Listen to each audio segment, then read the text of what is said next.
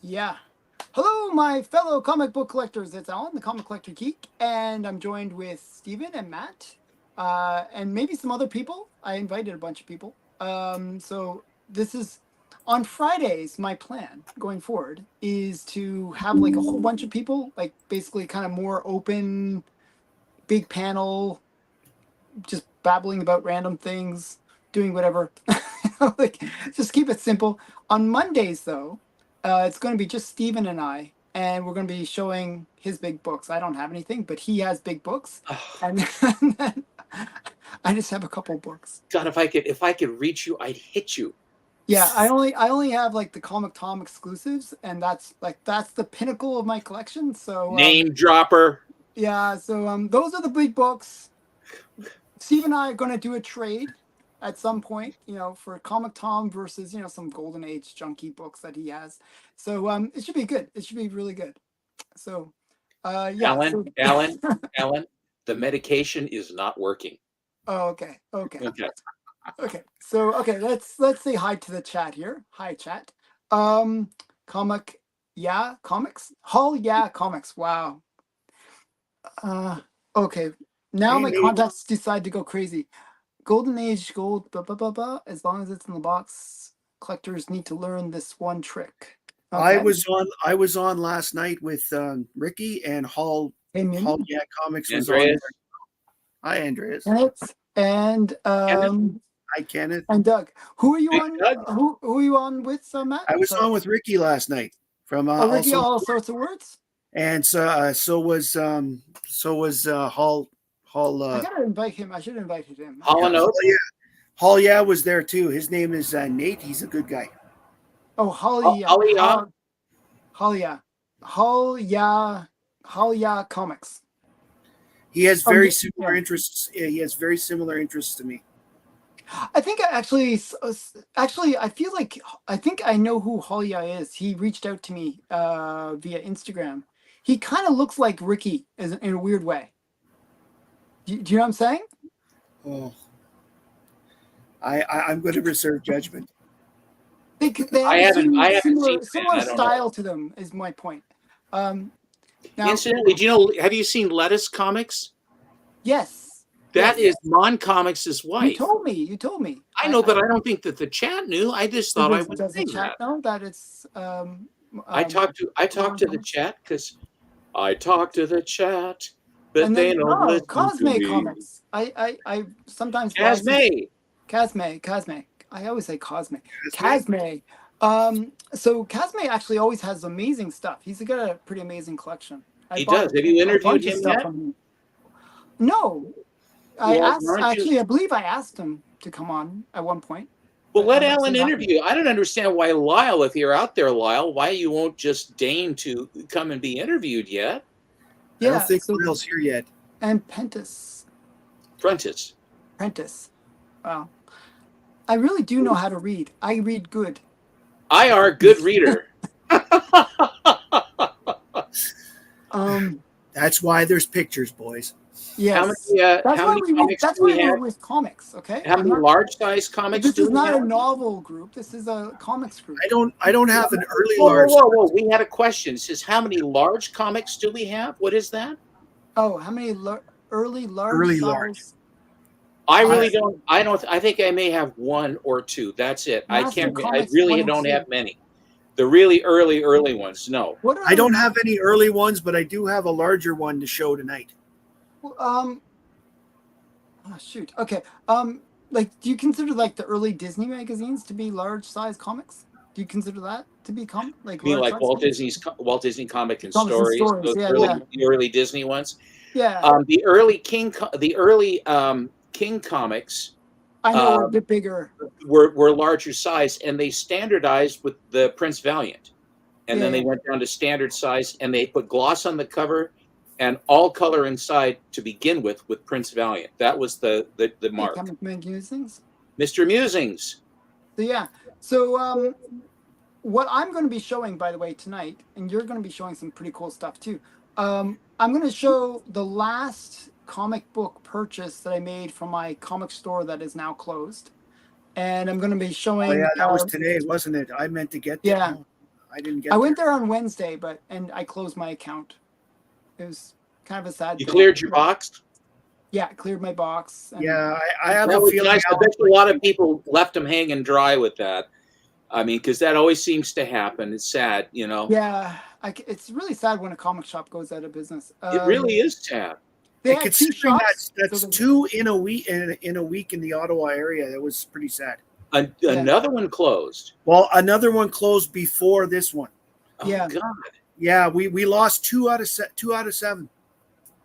Yeah, so it's pretty major. I don't know. I've been buying a lot of stuff from them, so I don't know why they're all. Yeah, I don't. I mean, there's stories behind it that I can't really.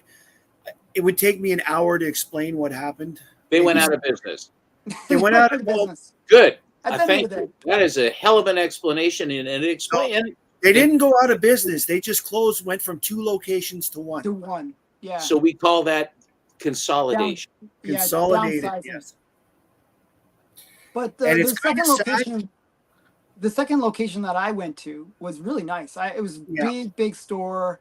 Their main location, I guess their main one is like a small store, crowded, and it's like very crowded, and it feels like comics. You should have seen the store they had before that. You thought it was crowded. Now you should have seen the store they had before that. I didn't like that. Stevens, who runs the comic book shop on Bleecker, he owned both. I've been going to him since I was in high school. Stevens on Bleecker. So I thought you were talking about me and Bleecker. That's weird. No. His name is Stevens. His name has the S on the end. Okay. Yeah. Oh, okay. So Prentice is talking about life-size magazines and stuff like that. I have magazines. I have magazines too. I have a ton of magazines, and Prentice, I have New Yorkers and stuff.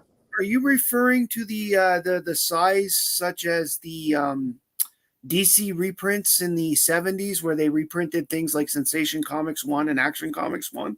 Wait. I have almost all of those. And then the Marvel, they called them Treasury editions. And the Treasury editions. And I have those too.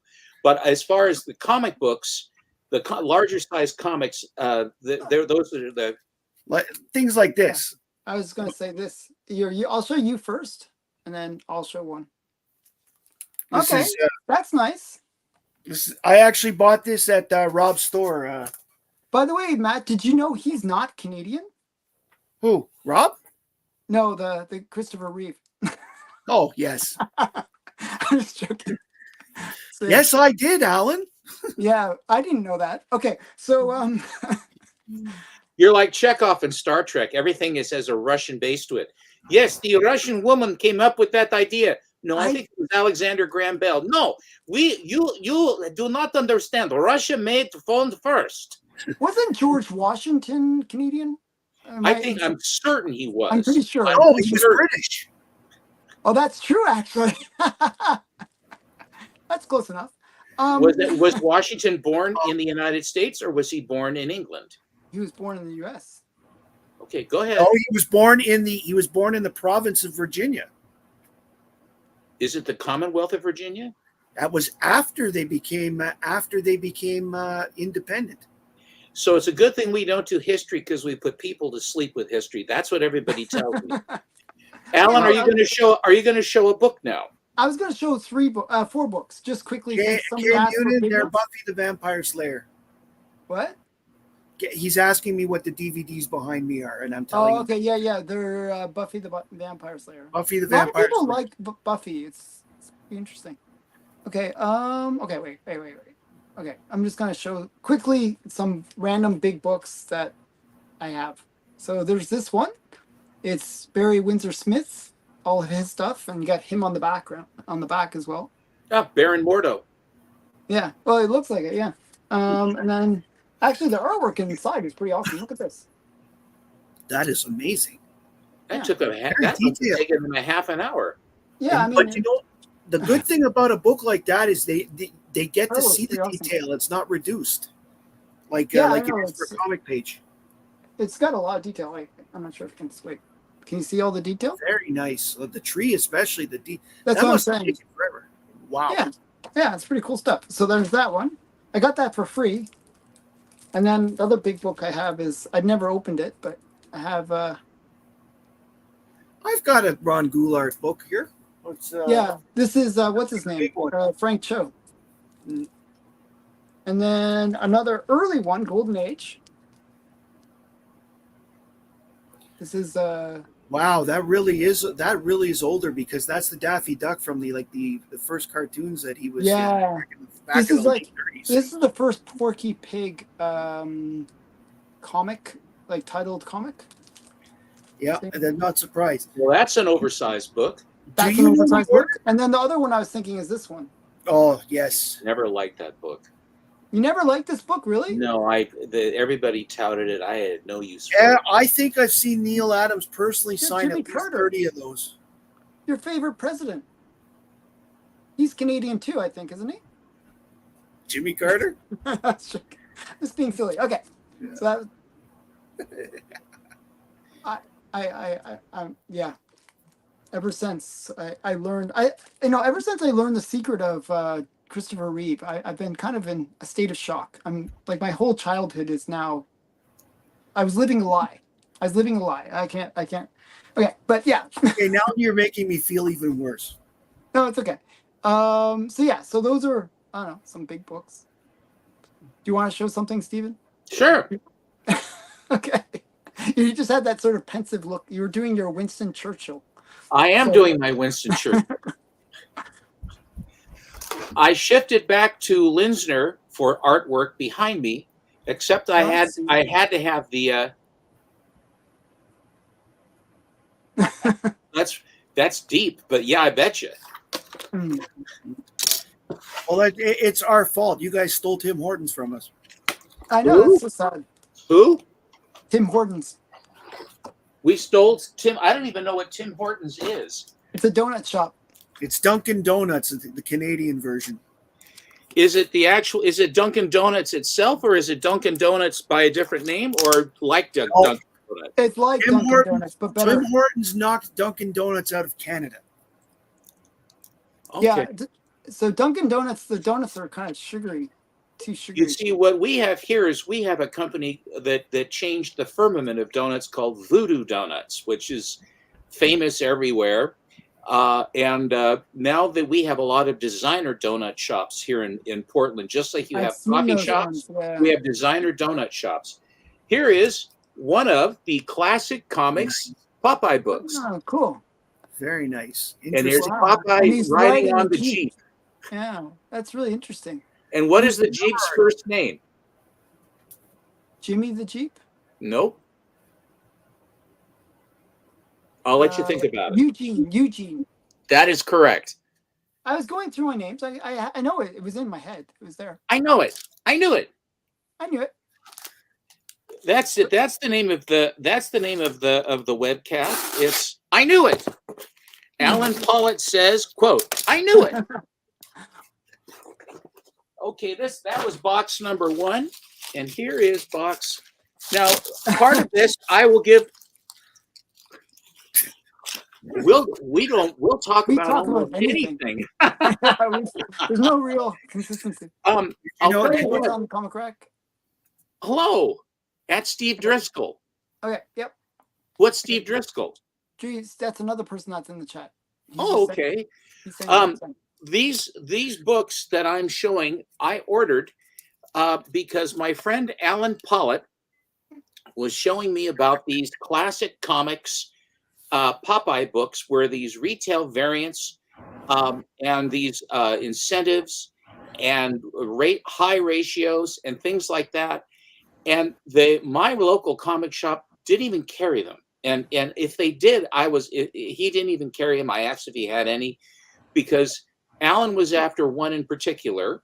Mm-hmm. And the competition was really hard for this book. And Alan still has to, I keeping my eye out for it. Probably tell Lyle, he'll find one for you, Alan. Yeah. So anyway, I was unfamiliar with them. So I started looking through some of these ones that were being offered on eBay. And my gosh, I couldn't believe the wild. Here's another one. Oh, that's a good one too. I know that one. They're all really cool covers. I mean, it's Popeye on bad acid. Yeah. Or good acid. I mean, his body's like almost nothing.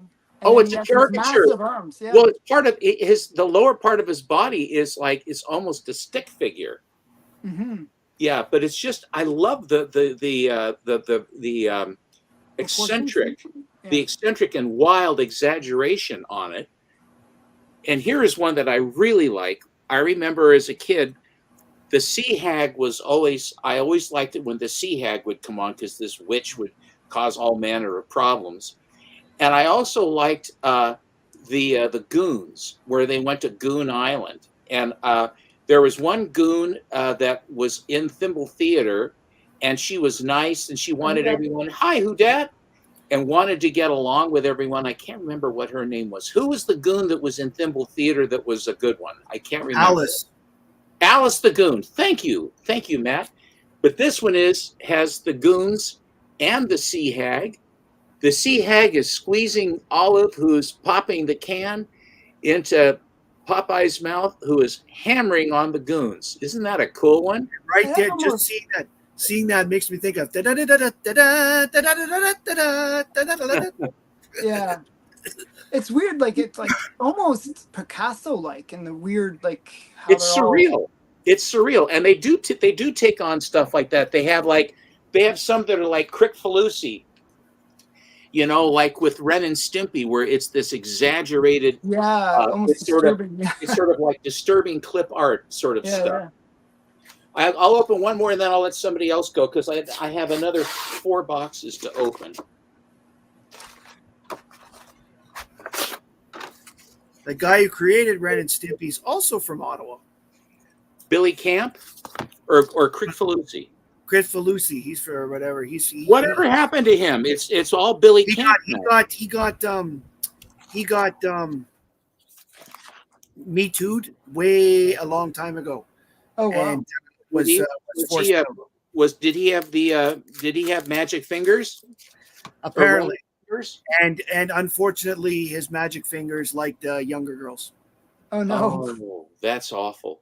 Allegedly, it was never proven, but okay. Here is yet another, and here he is fighting the tentacle monster with eyeballs all over. I would say that's my third favorite of all the classic Popeye ones. I really like that one too. That one's pretty cool. I didn't even know that they existed.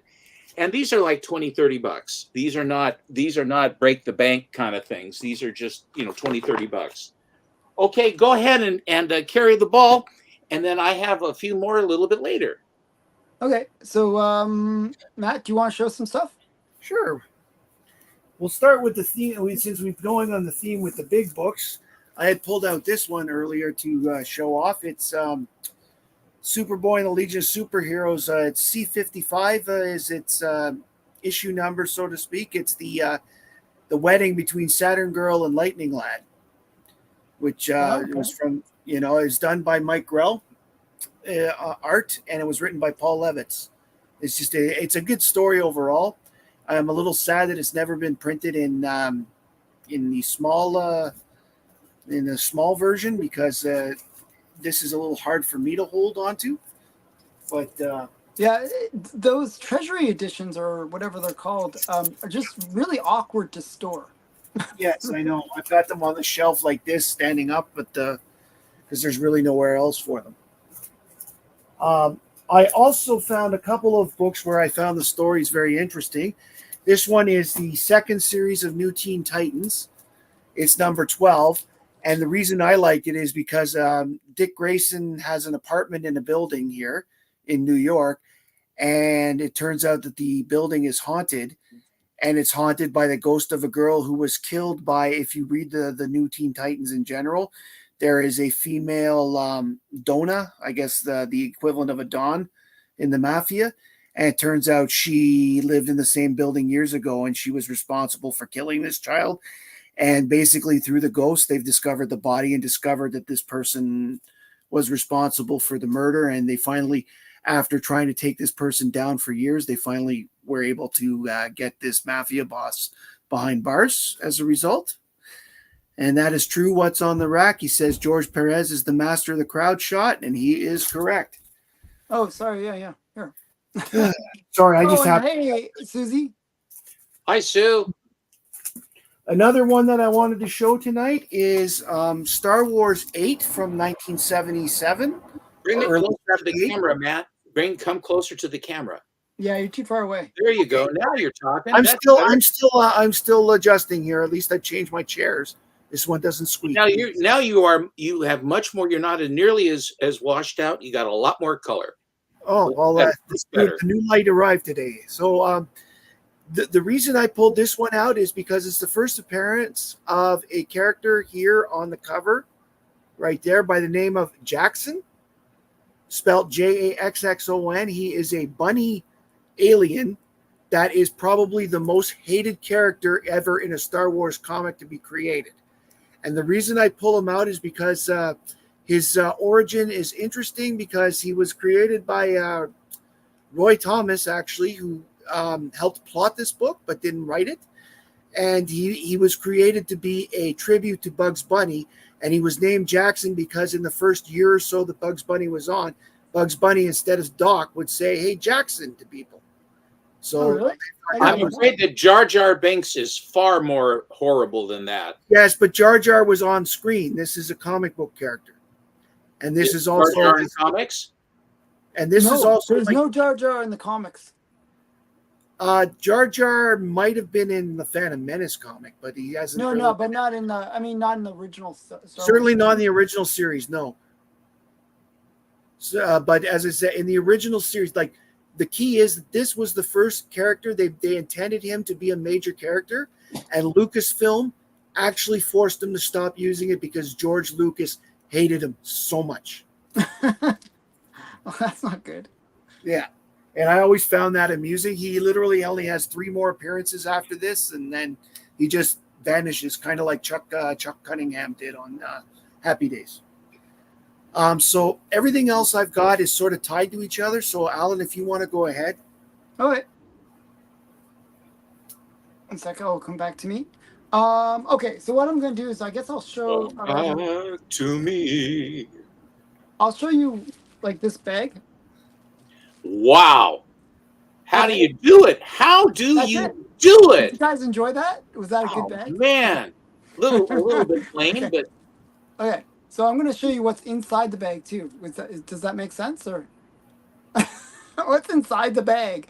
Okay, so yeah. Okay, so this is my last comic book haul from my comic shop. So this includes all my my pulls, and it includes some extra books. Nice. So, Oh, Wow. this one was a nice Holy. one. This one just came out this week. That's Grim Fairy Tales. Who did the cover? Good question. Durlis?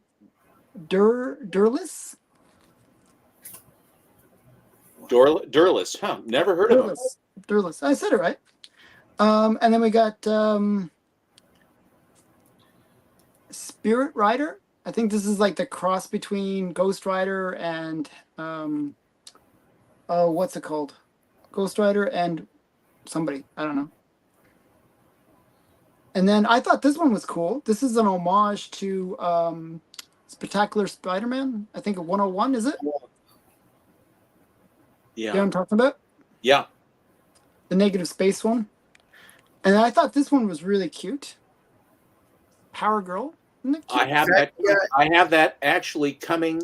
I have about 9 or 10 books in and amongst those, where they're putting them all together once they all come available, and then they're going to ship them all at the same time. They were all like $2.95 a throw to buy them all at one time at a pre-order. Oh, okay, that's cool. I thought that one was really cute. I love it. I think it's very cool. And then Helverine came out with his own series. Who's Helverine? It's a mixture of Wolverine and Ghost Rider. Jeez, God. Yeah, that's how creative they are at Marvel. Okay, and then I got the foily version. The funky version. It's super foily. And then I got one more, actually. Helverine, where is it? Curses. Foiled again. Foiled again. And then we got, Ultimate Spider-Man, number 5. So this Why is just why did they put that big sidebar in there? I know. And then a huge white border all the way around? Thanks a lot for no cover at all. I know it's not a great thing. I don't There's a like that. technical term for that in the hotel industry. We call that a stink burger. Yeah, well, it's a little bit. Yeah, and then we got this one, I got that one too. Power Girl. That More Power Girl is a nice one. And I thought this was a really nice Harley Quinn. Very nice. Isn't that nice? There was another one. Who did the cover in that one? Good question. It is by Lyrics. Leirix. Lyrics? I've never heard of them. That's what he said. And then we got Green Arrow had a sexy cover. So I just pick it. If it has a cute girl in it, I pretty much buy it. Is that the Huntress? It looks like the Huntress, but I don't know. It's kind of, she has the kind of Huntress. I think that's the Huntress. It looks like the Huntress. That would be my guess. What the sneakers are almost like Harley Quinn sneakers, aren't they? I know she has almost like the black canary tights going on though. Yes, and it's like a little mix of. It's sort of an amalgam. Yeah. Maybe someone in the chat knows who that is. And then this one was really awesome. So this is like Harley Quinn, like 1 in some ratio variant, right? You can see the price. Wait, see the price? Guess how much that is $40 Canadian, not 3,000. Let me guess, you got it at half off because of the closing. You got it for free. No, not quite. 75% off. 75% off. So isn't that nice? Yeah. I thought it was. And that's when you open the book and discover there's only 4 pages in, because that's what it actually referred to. Exactly.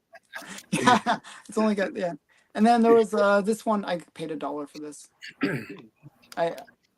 Adam's Family thing.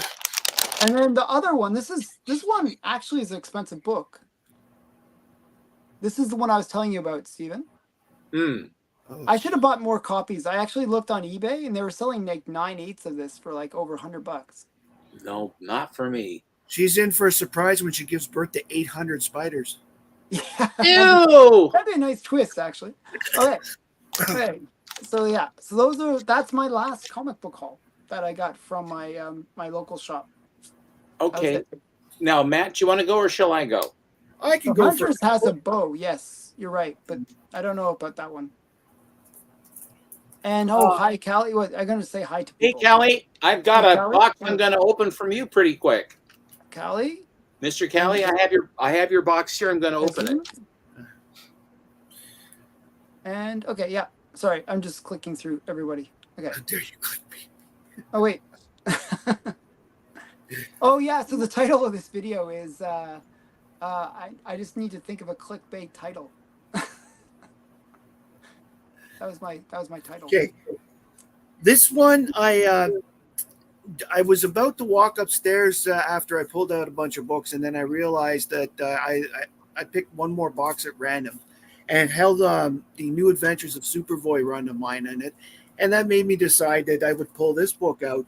This is issue 15, and it was the first time in chronology that the Earth 2 Superman met a hero from Earth 1, because Superboy accidentally ends up on Earth 2 after a tornado sends him through, and he meets Kal-El, the single L from Earth 2, when he's still on the farm back in the early 30s. Was there a Yellow Brick Road? No, but he actually it turns out that Superboy ended up teaching the original Superman how to actually use and harness his powers, because he wasn't even aware he had he wasn't even aware at the time he could leap, for example, until Superboy showed him. Thank you, Susie. I like it too. And another one I pulled out just because I happened to be passing by it the other day and was going to use it for a short. It's my Batgirl 6 that I had signed by Gail Simone when I met her. Cool. I just thought I like. A lot of people criticize, but I really like Gail Simone. I think she really knows how to write, and big fan. So, all right, okay, move on. That's it. That's it. Oh no, I'm doing small bits on purpose. Small bits, okay. Yeah. And Steven, I guess you're up next. Okay, I'm kind of a weird order here. I'm on. How am I doing? So this is from Callie. Susie, Susie, your Thanos book has arrived. Wow, that's great. It's almost like in a little frame.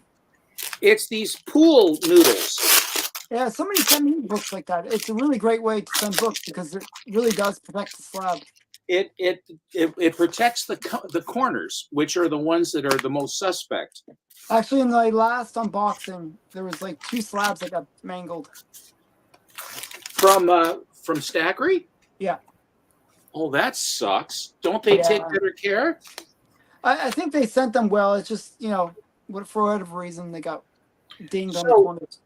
Susan, they were having a sale, and he charged $30 for this, which is less than the price of the slabbing process. That's a good price. I always wonder, how people can do that. Sometimes they're doing it to be nice to the rest of the people in the hobby, Alan. I don't get that concept. I realize. And here is, then you really won't understand this one. Okay. He said that what he would do is he would give a 9/8 slab to whoever spent the most money with Houdat and with Bleecker for their various auctions and what have you. They lose money. See, that's what I said. And what I ended up being the one spending the most, and so he sent me this slab gratis. Did you have to pay taxes on the gratis, or no? Because we're Americans. I'm joking. We don't mess with that VAT crap that you guys have to deal with up there and everything else, all the other stuff that you have to get strained through your socialist government. Terrible. Sending mail to you and all of the extra charges and VAT and all that other stuff. I swear it's socialism. It's terrible. Socialism. Wait, this is Commanders in Crisis. I've never heard of this series.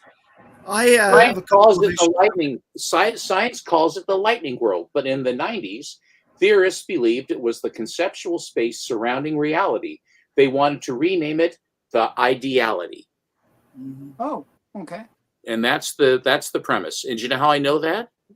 You read because it's written on the back of the book. That's actually smart. At least then you know what the premise is. But it's just a nice looking cover. Yeah, no, it's nice. So there's that. I have 2 issues of that. They're actually not bad. Okay.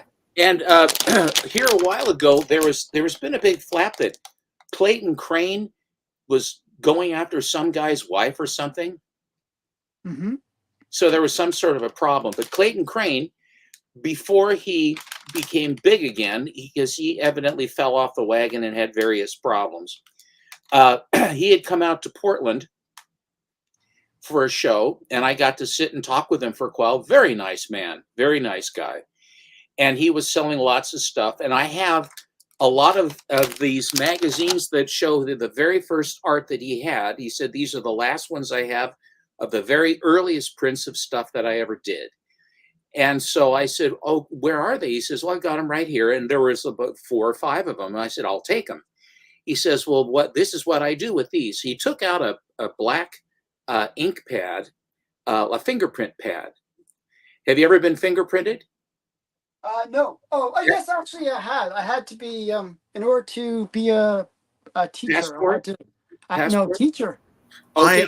I've been fingerprinted because I work for the Canadian government. Okay. Yeah, I've been fingerprinted multiple times when I transferred automatic weapons, which are now gone. But anyway, so he took out the little ink pad that they have for fingerprints. He took his index finger and he rubbed it on the thing, and then in a spot out of the way of the cover art, he put his fingerprint and then signed underneath it. He says, that way I know that it was my book. Oh, wow. And so I said, and this was 2014. And so I said, and Harley Quinn was big. I said, I'd like to have a picture of Harley Quinn from you. He says, okay. And I can't remember what it is, a couple $300 or something like that. And so I said, I accept. Okay. And I paid him the money. And he says, look, I'll work on it. And when I'm done, I'll send it to you. Okay. And I gave my address.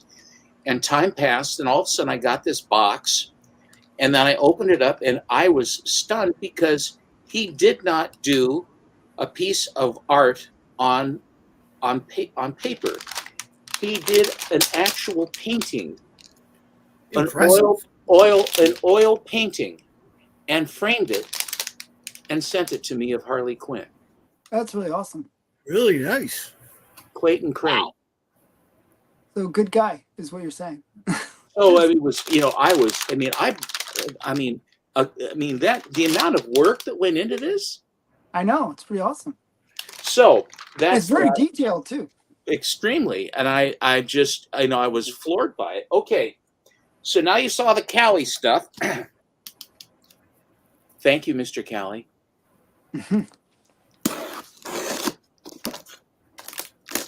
And now.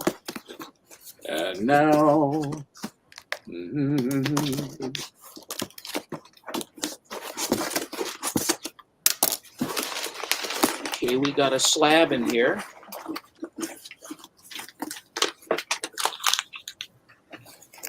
Bubble wrap. It's bubble wrap.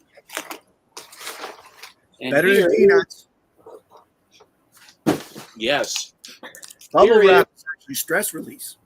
It is. It's dinosaur DNA. Some of it you get it wet and it disappears. Here is a 9/8 white paged variant cover of Captain Carter by David Nakayama. And this has the trade dress on it. That's amazing. So why do you keep on getting all the different versions of that? Because Whodad wouldn't let me have the little one that was just the plain variant, and so he forced me to have to go out and buy a whole bunch of other ones, and it's all Whodad's fault, and he admits it too. Okay. See you later, Tyler. Have fun tonight. Alan, are you wandering around in your attic garret? I'm trying to find something. I was going to show some book, but I can't find it to show. Okay. I think I have to reorganize my slabs again. It's kind of... Okay, paper. By the way, for those that haven't out there in the chat who've never seen Pocket Full of Comics channel, okay, he has some really good books. I gave him a shout out on my channel because I'm just amazed by the collection his grandfather left him, and I love the fact that he loves them as much as he's showing, and he's taking really good care of the books. Actually, he has a few less after today. I'm picking up like over 30 books from him. Well, that's news to me. And this will, here's another little bit more variety for you. Here is it without the trade dress. Wow, it's like I can't even recognize it. That's checking. David Nakayama. Yeah. He's your favorite. I guess that version of the cover only gets two. You must admit his name is kind of cool to say. He signs it DNA. Mm-hmm. And he puts like the little DNA strands as well. Yeah, the guy's clever. I watched him on, I think it was Roscoe had him on or something, and it was pretty interesting. Great guy. The immortal Biggie Shack showed some pictures of various books from a hidden or whatever it is box that you send away or that you buy, and you buy the box, and then if there are two extra variants that you can get. One is done by Frank Miller, and the other is done by, I think it's J. Scott Campbell. And I have ordered both of those, but I see what they did.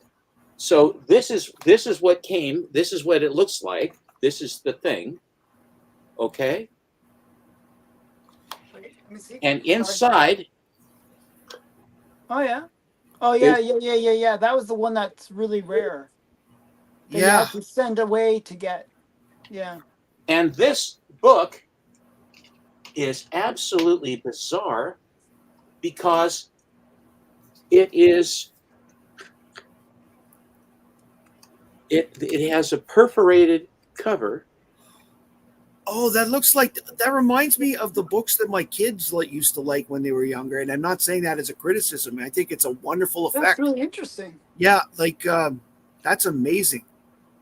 Well, actually, it's very cool. It almost gives it like a 3D feel. What do you think? Yeah, actually, much It cooler than I certainly thought. does give it. It gives it. I like the different level feel. To me, Dimension. It's more electrical than because it feels like you get the 3D the more you turn it. Yes, it's like that. Like that looks more 3D than when you're looking at it head on, straight on. I mean, sorry. Yes, that's amazing. Isn't that cool? That is beautiful. Very cool. And inside this is the art, the entire art inside the box that it comes in.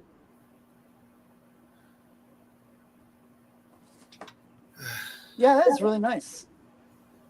I didn't realize it was like so elaborate. It's so grand. No, I thought it was just. I thought it was just a comic. I thought She it was looks like she should be. She looks like she should be hanging out with Dean Winchester. Holy smokes, a good looking. So, Alan, that I have opened up all of my boxes, but I have a few other comics that I can show. Okay, well, you'll show it in the next round, right? No, yes, I will show in the next round. Okay. So I'm going to show a teaser, I guess. Wait, once I get to myself here. Okay, there we go. So I'm going to show a teaser of my next unboxing. Awesome. So actually, next week, though, it's a little different. So next week is a different unboxing series, actually, that nobody knows about, but I'm telling you guys now. There was an auction called PBA, and I'm not sure. Have you ever heard of PBA auctions? So they sell a whole bunch of other random things. They don't really focus on comics, but they just happen to have this massive collection of comics. I think, remember that guy that Keston interviewed, Steven? Do you know who I'm talking about? That guy with the weird hair? You said he was a little bit, Oh, the guy that, yes, the one that, didn't he have some high grade Superman? He had some amazing books, right? Yeah, and So then he had the dyed hair and was an eccentric. Yeah, a bit eccentric guy. So he's selling his stuff through PBA auctions. What a ridiculous thing to do. Like this, very small auction house that nobody really, it's a little bit under the radar. So I went there because one of my, I think it's Dirk, one of my viewers, he was telling me, hey, you should really check this out. Is it real? Because the prices didn't make any sense. The prices were like fractions of what they normally go for. So I went there and I bought a ton of stuff. Well, so this next is week, the one that had the killer buyer's premium that you weren't aware of. Is that the one? That was the one. I was a little bit killed on the buyer's premium because I bid not according to that, not knowing that there was an extra 25% of buyer's 25%. My Isn't God. that insane? 25%. But still, even with that 25%, I'd say most of the books I bought about half price. So even with that extra 25%. So that's Lay it on us, Alan. Well, so that's not what I'm going to be showing you. I'm just telling you next week that's what it is. But I'm going to show you. But just because I know Stephen really likes Comic Tom, I got some Comic Tom that I can show you guys. You still alive, Stephen? Okay. I was joking. Which leads me to a question. So, okay. Does Stephen like Comic Tom more, or does Mark like Spider-Man more? So yeah, he does not like Spider-Man. I have nothing against Comic Tom, and I bought those things for the longest time. It really isn't aimed at me. And I was supporting him for, I don't know, for a year or two. I think I supported him. I would get them, and I would look at them, and they're okay, but they're not really going what I'm going after. He's perfectly fine. He has a great audience that follows him, and I followed him quite a bit too. I kind of drifted away from because there is a certain amount of hyperbole that goes along and the yo kind of stuff. And I'm not a yo. He's also more for the people that are looking for investment, and that's not why I'm into comic books. So it to me it seems a lot repetitive every week to week because it's always the same books. Yeah, I don't know why they chose PBA auctions, but so the haul that I get next week is actually pretty cool. It's a pretty good haul of books. Yeah, I would have chosen that as well of the choices. So, but I'm going to show you so next week is not the unboxing that you might expect. I'm just trying to say that. The one that I just did a preview, I guess, like a couple days ago. Was it on Tuesday? I guess Tuesday. I did the preview. Whatever. I'm going to actually show you a sampling of books from that, so that you guys get a sense of what is going to be inside. Okay. So this is the PBA or is not the PBA? Not the PBA. I'm just saying next week's PBA. Not the baby. Okay, not the baby. Go ahead. Not the baby. Okay. But I'm going to show you some cool books. First one, Lyle actually told me about, and I wasn't familiar with it being what it is, and it's Heavy Metal. Oh, Heavy Metal was such a good magazine. But do you guys know what this is? And it actually says it on the cover, so it's not a big mystery. But do you know what this is? It's an adult illustrated magazine. No, it's the first appearance of Alien. First appearance of Aliens. So this is where they did Aliens. As an illustrated story, and it's a two-parter. So you get this one. You have to get this one and the next one. The next issue, and then you get the whole story. But this is the very first appearance of aliens in a comic book format. Yeah. And that's because I remember reading that they were afraid that it'd be too much for a North American audience. So they went to Heavy Metal first. Yeah. And the interesting thing about it being in Heavy Metal is a lot of people don't realize that that's the first appearance. So it's sometimes a book you can buy really cheaply. I got it for $10. So I like the fact that magazine introduced a lot of European artists to North America that nobody was aware of. Yeah, a lot of great artists. Corbin and Mobius in particular. Yes, but Mobius was the one I was thinking of the most. Yes, I was also thinking of Simon Beasley and Pete Momoko. What were you thinking about them? No, Simon Beasley and Peach Momoko also got their start in Heavy Metal. Yeah. Okay. So I'm going to show you bits of themes that are sub-themes inside the next unboxing. I was really influenced by X-Men 97. So I bought a bunch of X-Men books. So there's a bunch of X-Men books in this next unboxing. Somewhere Lunch Money Comics is smiling. So this is the first. How do you say her name? Lily Landra? Liliandra, I believe.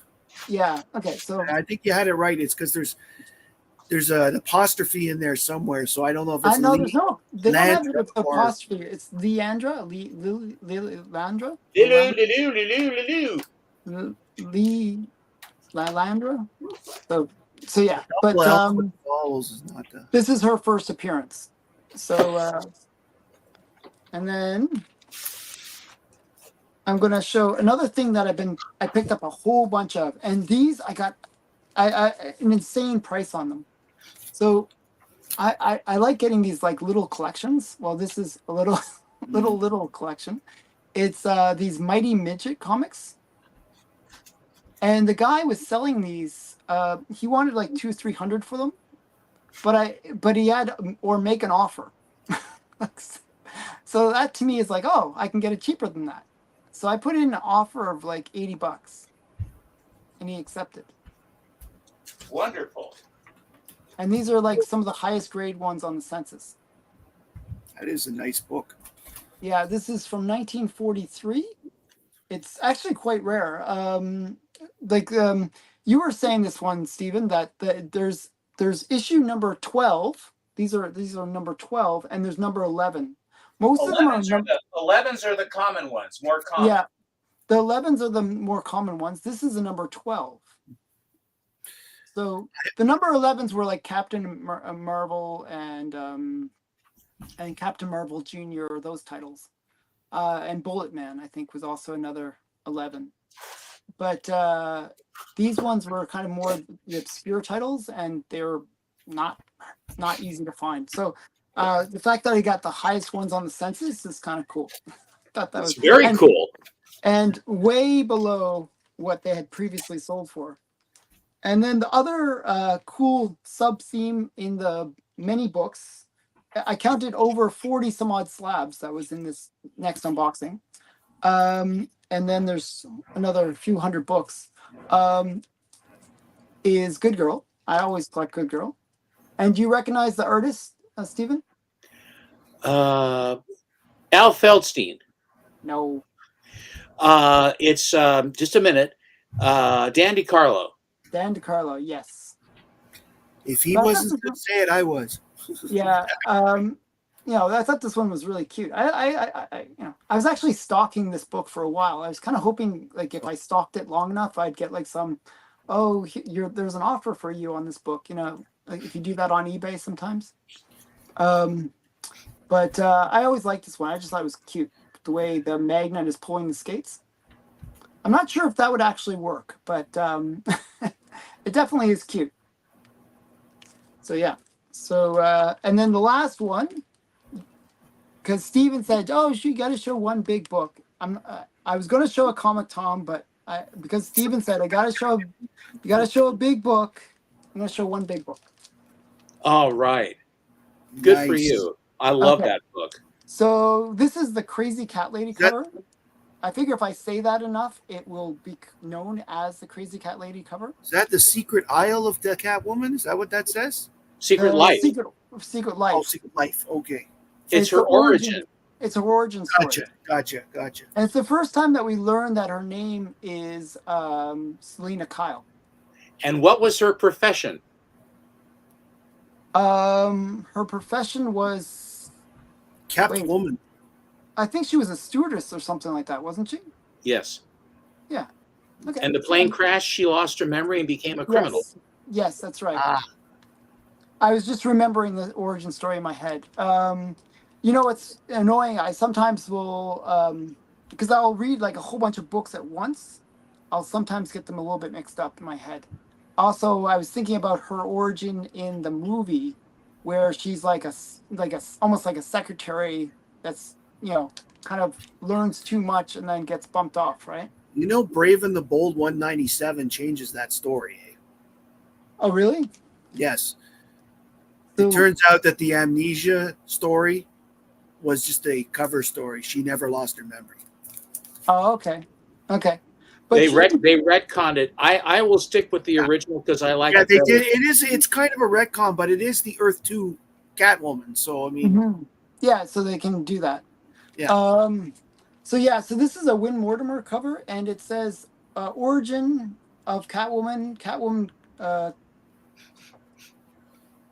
Oh wait, I can't even read this. Catwoman's name revealed as Selena Kyle. Catwoman cover and story, and mine is restored.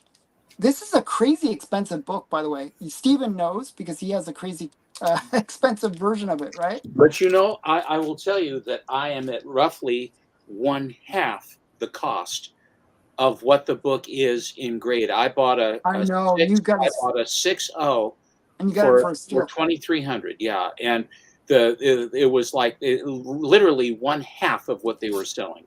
I know, it's crazy. So when I got this one, I actually did have to still pay up for it, but not to the level but it's How is our chat? Okay, so let me just quickly. Okay, so thank you, Graphic Man, and hello, Graphic Man. And don't feel bad, Alan. I went on a X-Men buying spree too, so you'll see like a bunch of in my next unboxing. There's a bunch of Addams Family stuff, a bunch of X-Men stuff, a bunch of Good Girl stuff, a bunch of. You threatened us with Addams Family before, but that you got the shipments mixed up or something because you said you had a bunch of Addams Family New Yorkers coming. Yeah, so is that in this next came. one? They came. Yeah. Okay. Another cool thing that which is cool. Yeah, the New Yorkers are pretty cool. Yeah. So, and then another thing that was cool, and it made a big mess of my room actually, because it was very old and flaky. Was I got like 1 year worth of the Yank Weekly. Hmm. Are you familiar with that, Matt? Do you know what that No. is? No. So during the war, there was like a weekly publication that World came out. War II. World War II. Sorry, the war, the big Okay. war. I think it's pretty obvious when we talk the war, we're talking about World War II, because we always say Vietnam or Korea before. Yeah. So what? Yeah. So I refer to as the war. The war that should not be named. The Mhm. Voldemort of wars. And The Great War wasn't much better, my friend. it wasn't so great. So yeah. So the point is, these Yank magazines were featured like art and photographs from the war and from the actual soldiers would do pretty much everything inside of it. And one of the soldiers that was involved was a man named Sergeant Baker. Are you familiar with that name, Matt? George Baker? George Baker. It's sort of ringing a bell, but I know, but I won't say. Okay, so he created a character called Sad Sack. Yes. Okay, as soon as you said Sad Sack, I know what you're talking Okay, about. so basically, I got the first appearance of Sad Sack and the first cover appearance of Sad Sack in this collection. What's So- the first appearance of Sarge? First appearance of Sarge? Yeah, and we know what Sarge's last name is or is it Beetle Bailey? That's Beetle. I wonder, That's Beetle Beetle Bailey. Beetle Bailey has the sergeant in his sergeant's snorkel. Yes, So and the Snorkel's he the has the dog. little dog, The yeah. little dog, yeah. That's Beetle Bailey. Not Sad Sack. Sad Sack is... so I don't know much about Sad Sack. I've seen a lot of Beetle Bailey. In fact, Sad have Sack's you actually ever not bad. It's quite, did you know there's a connection? Do you know the cartoon High and Lois? Yes, Yes. they're both the sons. Yeah, and Beetle Bailey is the brother of Lois from that. Right. It's by the same creator. Hmm. Mhm. Lord Walker, is it? Yeah. So I actually heard that once before. I just forgot, sort of forgot about it. I knew that just for Steven. Okay, so I feel like poking you a lot today, Steven. I don't know why. I know you're forking me left and right. Oh my I don't know. goodness. We're Because from Ottawa. Stephen, he knows that you're not armed anymore. That's right. Well, actually, that isn't entirely true. Yeah. Because the warmonger must be armed in some way. Also, because if you're a collector of firearms, you're also a collector of ammunition, and for the longest time, ammunition was very difficult to get a hold of, and so the collectors held on to all the ammo they could find because the government was doing blah blah blah. I won't go into all of that, but I am sitting on more than enough. And I have the weapons through which to utilize said ammunition. So come the zombie apocalypse, I'm well covered. My plan, my go-to plan for the zombie apocalypse is get to Portland. If I can get to Portland, I know I'm safe. Okay, so Matt, do you want to show some more stuff? Or? Sure. Okay, this is the first one I'm going to do where I have a couple of books that are connected. Alan and I went to a show last weekend here in Ottawa together, and I purchased a book, which surprisingly, for a guy who's a big fan of this character that I am, I never actually owned this book because I had it in trade paperback, so I never bothered to buy it. This here is Crisis on Infinite Earths number 7, which is the death of Supergirl. And I'm sure most people know George Perez in his prime. Perez is probably, if he's not in everybody's top 5, certainly for modern artists, he darn well should be. But are you trying to win a prize from Mr. Akins, or what's going on here? No, I'm just being honest. Okay. Anyway, the reason I bring it up is because I came across the other day when I was looking for interesting comics, a book from the Legion of Superheroes, Volume 3, It's book number 16, and it's Brainiac 5 Morning, because this book takes place exactly 1,000 years after the events of the previous book. And as all Legion fans know, Brainiac 5 is madly in love with Kara, and he knew this day was coming for the whole time he knew her, and obviously couldn't tell her.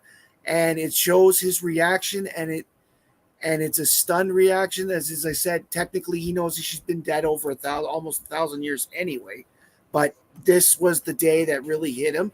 And it's actually a very good story, because as those who know the Legion know, Brainiac is not exactly known for his emotions, and it shows an emotional Brainiac side. 5.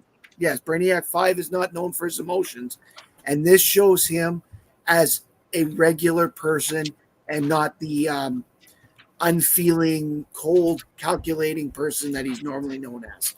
And I really like that. Next up here, I've got two that are not really connected to anything else, but I have stories for each of them. This one here is DC Comics Presents Superman and the Atom, number 51. And this is a big deal to me because I have completed the run, but this was the first book I ever got from this series. And it also has the 16-page He-Man. I was just going to say that. Yeah. I picked that book up for the He-Man. And the reason why why this sticks out is because reading this insert for the first time was in this book that I read it, made me really want to watch the TV show when it was finally available for us, and it's turned me into the big He-Man fan I am today. But also the story, I like the story inside it because it's one of those. If anybody's familiar with the Atom, he does a lot of trips through the Professor's time pool with the magnet that dips into the pool and takes him to different time periods in the past. Well, he does it in this one, and he sees Superman die, and and the rest of the story revolves around Adam warning Superman and them going back to find out what exactly happened. And it turns out, obviously, Superman didn't really die, and we discover that Superman actually had a ancestor on Earth at the time. So I like that book. And the second one, again, is I just picked this up at the Comic-Con this past weekend, too. It's a Mad magazine. It's issue 211 from cover date December 79. And it's of no particular interest for any other reason than I was moving to Ottawa from Barrie, and I was very upset about it. And this issue was the issue my dad bought me to make me feel better, and this was the first issue of Mad I ever owned. Oh yeah, I saw one. Very nice. I thought that was cool. And somebody else can go. No, because most of what I have left are tied together, so I wanted to do it one day. Yeah. So Stephen, are you ready, or you want me to go? You go ahead and go. Now, wait a minute, Alan. Yeah. What I have shown I have opened up my boxes and what have you. Is there any particular topic, or this is a Friday? This is a wonderful thing. Yeah. Would you like me to go and just open my vault and bring over some vault books to look at? Sure. I'll do it. Yeah. Okay, cool. So I was mentioning the PBA auctions. That was where I picked up some books. I'm going to just do one preview book from the auction. They were all like sort of mid-grade, which was interesting. Normally I don't buy mid-grade just because I'm cheap. I try to buy lower grades. But I was picking these mid-grade books up for the lower grade prices. So I was like, oh, why not? So this is one I really liked. It's kind of crime suspense stories. It's got a bit of good girl art feel to it a bit because of this girl on the side here. But basically, I've been trying to get this whole run. So this is Crime Suspense Stories number 4. That's nice. Sorry, Yeah, guys, that's a good one. A couple minutes. Yeah, it's a pretty cool cover too. It's a Johnny Craig cover. I like that tipping one. over all the The two-headed man and all the freaks. I feel like this one goes with one of the other books where you see from EC, it's like where you see the two-headed freak and the mummy woman in the front. Do you know what I'm talking Uh, about? I can't pull it up. Is it a crime suspense story, Alan? No, it's a different title. Okay. I think it's like Tales from the Crypt. Okay. No, I can't pull it up. Yeah, it's like but it kind of reminds me. It almost feels like this is like what maybe happened Follow later. on. Yeah. Did Yeah, that one come out before the other one, or that other one come out first, or do you know? I have no idea. No idea on that one. But Okay. this is part of that PBA collection that I picked up. Okay. And it was a really awesome amount of stuff that I picked up. There That's was a one cool book. There was one book that I'm still kicking myself because I didn't get it. And actually, my comic shop, ding, required, had it recently. And I saw, oh my goodness, it's on my comic shop. And I went to buy it. I'd only missed the, like, you know, maybe the announcement was maybe 40 minutes earlier that the book had come up on my comic shop. And it was sold. What title was it? If I say, then everyone will go and buy it and I'll be sad. Okay, well, tell us off camera then. That's No, all no, right. I'll tell you. I'm just joking. It's Manhunt number 2. It's Is just this that the one really, with the gal going into the electric chair? yeah. Guess what? Oh, wasn't you that bought it? It was me. I've been trying to get that book for the longest time, so I was really sad when I couldn't get that one. So yeah, I was yeah. So And I it was gonna, surprised you when I showed that. I didn't know if you'd ever seen that one before. yeah. No, I was trying to, yeah. That was on my want list. So I went to buy it. I got a notification. I went on to Go Collect. I went on to GPA. I checked all the prices. I checked the It's a good census, price. and it was a damn good price and a high grade for that book, and a Mhm. very reasonable price. And I jumped on it. Yeah, it was like $6.50. So yeah, I was gonna buy it, but that was the only one I was really sad about that I was trying to get, and I missed it now 3 times. It's the third time I missed out on it. Alan, I have yet another book of that Yeah, drenched in yeah, yeah, Alan's tears. yeah. So here's a. So I was actually gonna ask you if you had picked it up because I was like, who else would have picked this up? But oh well. Alan, can I just say this? Mhm. Life is good. Yeah, life is good for some people. Okay, so I was while I was looking, like, remember I was sort of off a couple times. There was a book that I was actually looking for. So what I was thinking of doing is showing some of the highlights from the last unboxing as well. And one of the books that I really thought was great that I picked up from the one that I just did the finale of was this one. That's a great book. I was super excited when I got this in my collection. That is amazing. I love that dress. The girl in the blue dress was just. That's not the cool thing about it. It's Oh, the I think guy. it is. Yeah, well, that guy. That I don't want to think about the guy. So the guy is like dropping tongues on the floor, Yes, I know. and it's It's like kind of. I I know you are a mute, Miss Kimberly, but even if you could tell, the people downstairs couldn't call the police. You see, I've already cut out all their tongues. Yeah, I don't want to think about that. It's like a crazy cover. I don't know. He actually looks like a guy. The face and the beard reminds me of a guy that was used to hang out at a bar I used to frequent, and that guy was he kind of talked like this, and he felt a little off. Yeah. So And you that trust guy, me look about at his him. tongues. Let's just say it wouldn't surprise me if he was a collector. Well, yeah, so I mean, this is one of the more crazy covers of the golden age. So it was one that I'd always wanted, and then when I managed to find That it, one's not it. That one's not in the book, though, right? no, I finished no, the it's book not. and I don't remember. No, I it's did not finish in. it. It's not in the Destruction of Innocent, but it is a major one. I've never understood why that particular book would not. I'm certain that it would have made it. Was the guy that cuts the woman's head off and is dropping it down the manhole cover on No, the bridge? Did that make it in either? no, it didn't. So there's a It's bunch that possible you he would didn't know expect about it to make it, but didn't. I think the way it worked was if you read the Seduction of the Innocent, it reads that it's based on anecdotes, right? It's him talking, it's him hearing stories from the kids, or Yeah, I think you know, that was where he got his. If a kid had talked about that one, then it'd probably be then it in the made the list basically. So I find that hard to believe. because based on the story that I read, like my memory of what I read was the Batman and Robin being in bed together didn't come from a kid; it came from a concerned parent. okay, yeah, yeah. So there was a bunch of weird ones. It was basically very anecdotal Yeah, storytelling. So it's so based on what the sampling he had, certain books that you would have expected to be in there weren't in there.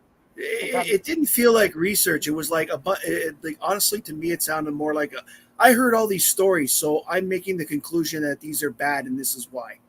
And the thing is, that was actually what made Soti kind of interesting in a way for collectors. I mean, of the books that were involved, was it was because it was anecdotes, where people were saying like, oh, there's this cover with like a woman on a horse being hung, and something, Well, some that's really Fiction vague. House. That's Fiction House. Yeah, yeah, but that's the kind of description that he was getting, and he'd write that, right?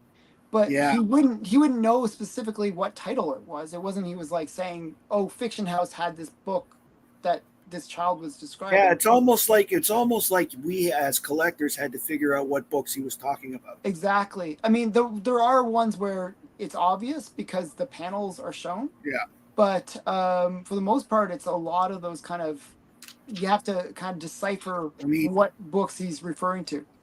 like So I'm not 100% sure he's referring to Morphine and Me because there are so many books that have that needle to the eye motif. yeah, yeah. I mean, there's like a bunch like that where it's like, there's questions about, is it this book or is it this book that he's referring to? And so generally, if you look at the list that people have created about Seduction and Innocent, it'll have like, it's either this book or this book, and it's like a whole bunch like that where it's like they both have similar kind of panels. Um, this is another book that I'm about to show that probably could have made it in as well. It's it's a pretty crazy one. This is Weird Chills, and we're just gonna zoom in, and this is like very Wortham-esque because injury to eye eye thing going on here. The guy's literally gonna get poked in the eye, and he's already got one eye peeled back like But this Clockwork becomes a Orange question: style. are they gremlins, or is he on a heroin or a bad trip? Like, Who knows? Who you knows? know, So it says classic injury to eye cover. Oh, this is a cool book. It actually contains the Hitler suicide story as well. That's a great book. Yeah, these are really crazy covers. This is Bernard Bailey cover.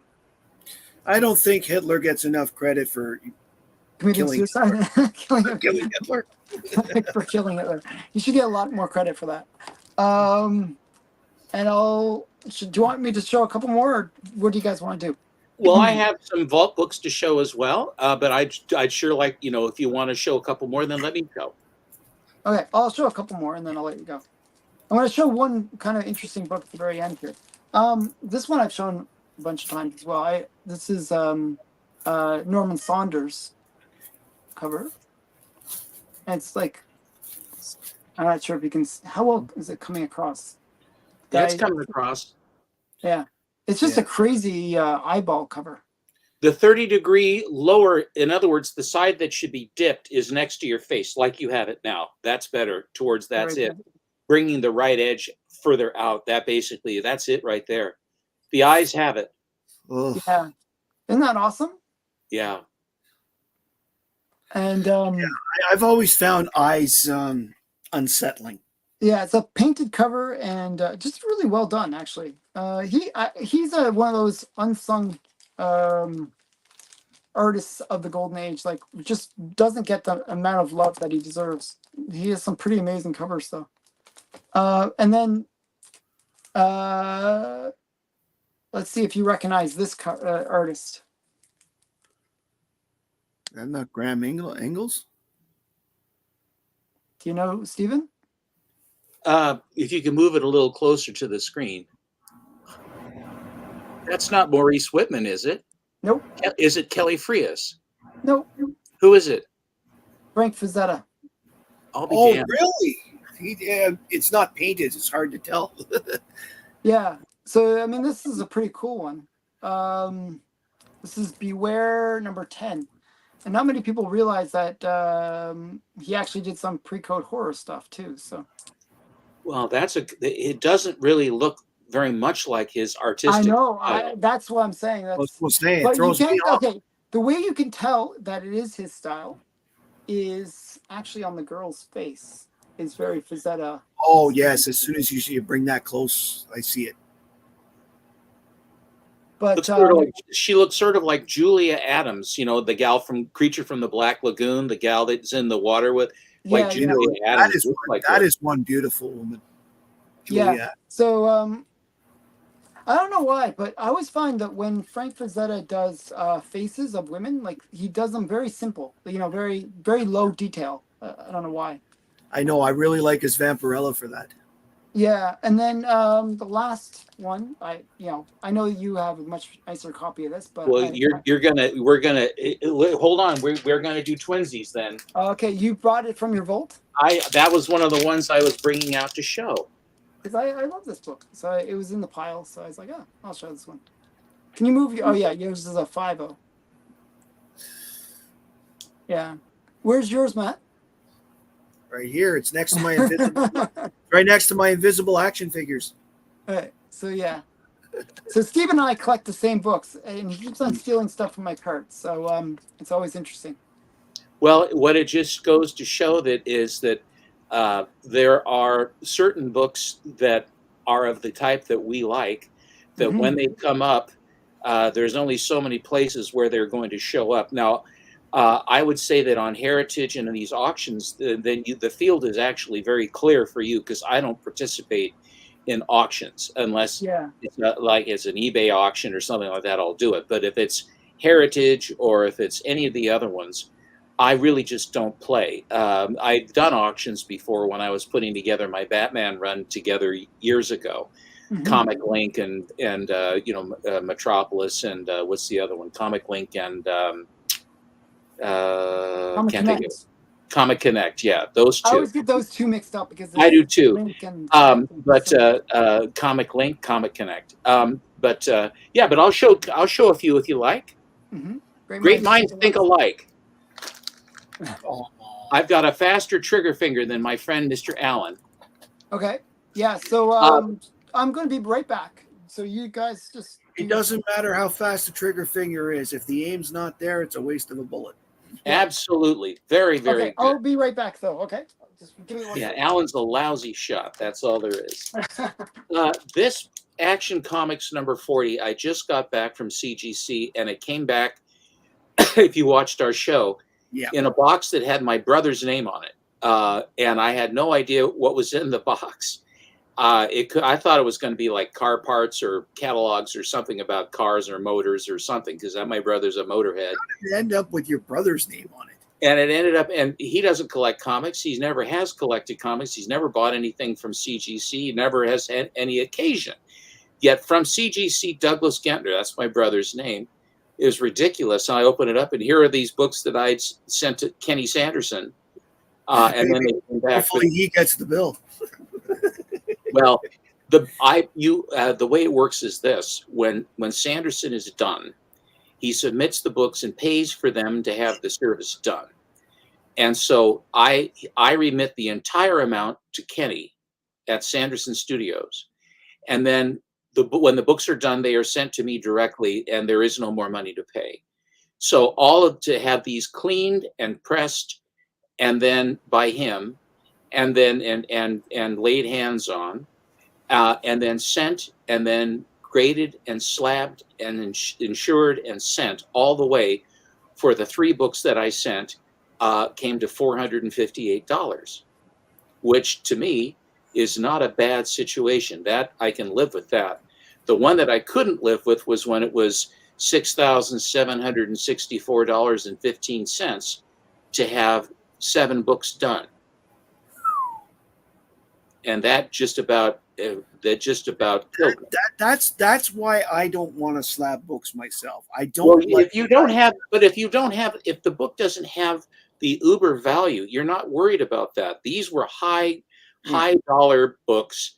If you're just sending in like 30 or 40 or $50 or whatever it costs, it's not that much. If it's a good book that you want to have slabbed, if it's a modern book or even a Silver Age book or something like that, if it isn't a major key that's worth thousands and thousands of dollars, then you really are, if you wanted to do it, there's no reason that you couldn't do it. It's just that I wanted to protect these raw books that I had, but these are, and these are not, they're each one of, this one is worth about, surprisingly, this of the three, this is the most valuable. This is about a $3,600 book. No, but what I'm saying is, it's a very nice book. But what I mean is, I don't like the fact that they charge you a percentage of value. That's what I'm getting at. One, Matt, no one does. I think it's a ripoff. They're slabbing, grading and slabbing a book. It's the same process for any book. Look, and I don't understand why, because it's $30,000, you got to pay, say, 4% of that or whatever it is they're charging. Just for and keeping in mind that if they screw up, the value goes down. And by they screwing up, I mean like if they rip it or if they drop it, oops, or drop a drop of coffee or water on it, for example. Like, I mean, you're putting it in their hands. Matt, there are instances where that does occur. I'm not going to say that it doesn't. I would tell you, though, that is an absolutely infinitesimal percentage to the volume of books. The people that have that happen ballyhoo it like it happens all the time, and it doesn't. For the volume of books that they go through, it's not good, and it shouldn't happen.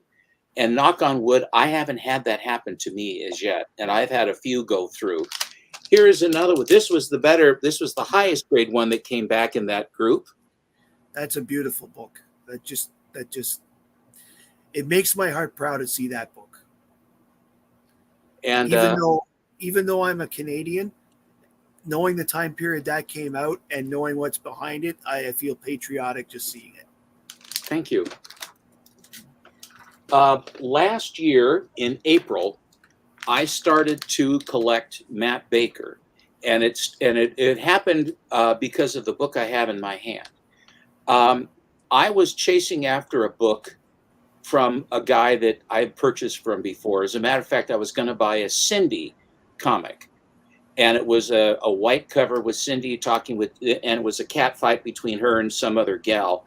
And the guys who were in a little gazebo in the background going meow meow like that as they're trading insults, but being super nice to one another, but not really.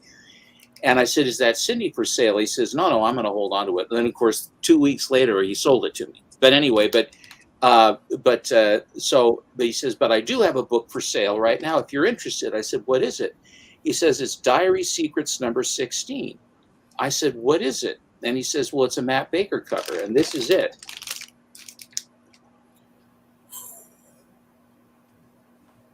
Oh yeah, that woman is just so beautiful. it's funny we both picked up that book the same day. Oh, did we really? I didn't remember that. Yeah, we did. How do you get railroaded into romance? Well, it's because everything in this book is absolutely true, Matt. That you just have to understand that this is what actually happens. Now, this is a panel swipe from another book. I don't know if it's Wartime Romances or another book. I can't remember which book it is. That was a cover panel swipe. Just like Superman, the cover to Superman #1 is a panel swipe out of another book, out of another Superman book.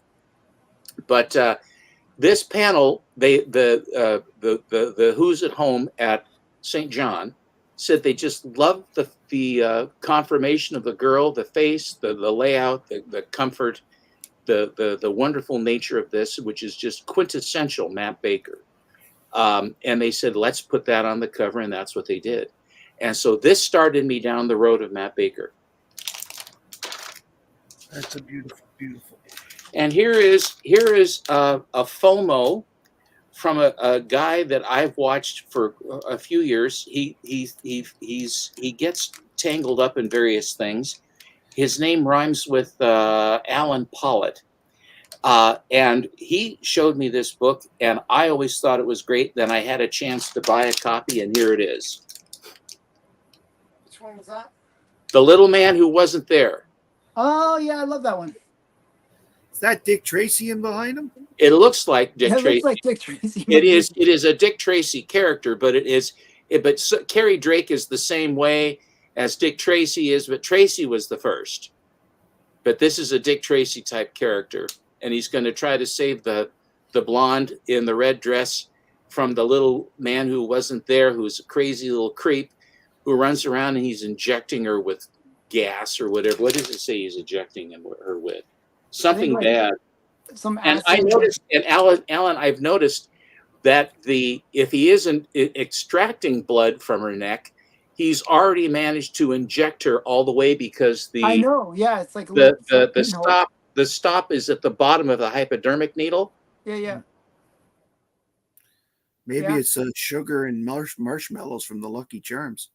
I don't think that it is. I think that but if you look at his face, I don't think Lucky Charms enters into the equation. Actually, did you read that story? I read that story. Yes, I did. I actually, when I posted this book, I went to Comic Book. I actually was you that I read it from. Actually, I should say. Okay, and since we are going down memory lane, and these all were books right in the front for some reason, Alan, which shows you that we like the same sorts of things. Yeah. I'm going twinsies with you. This is this was a husband and wife team store on eBay. Very nice people, very nice. I looked at their store, and this was the only Golden Age book that they had. All the rest of it was modern or copper, but they were extremely nice. And they had a price, and I haggled a little bit with them. I didn't haggle a lot because I knew it was a good price, which it was $2,300 for a 6.0, and the page quality is off-white. So it's just beautiful colors on this book, and it's a great story. When I posted it on Instagram, my handle is Collecto6.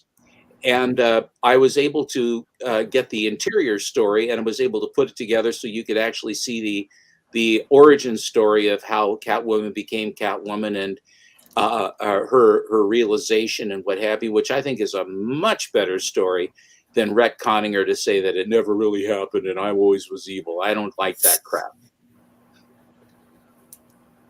And as a matter of fact, in the story, Batman is trying to find her, and she's in some sort of a tenement building and what have you. That's construction's going on, and Batman and Robin are coming. They say, "Yeah, we think that Catwoman's around here." Yeah, she is. There she is, and she throws cats at him, and then she starts to run, and then Batman is after her, and then he is running by a side of a building.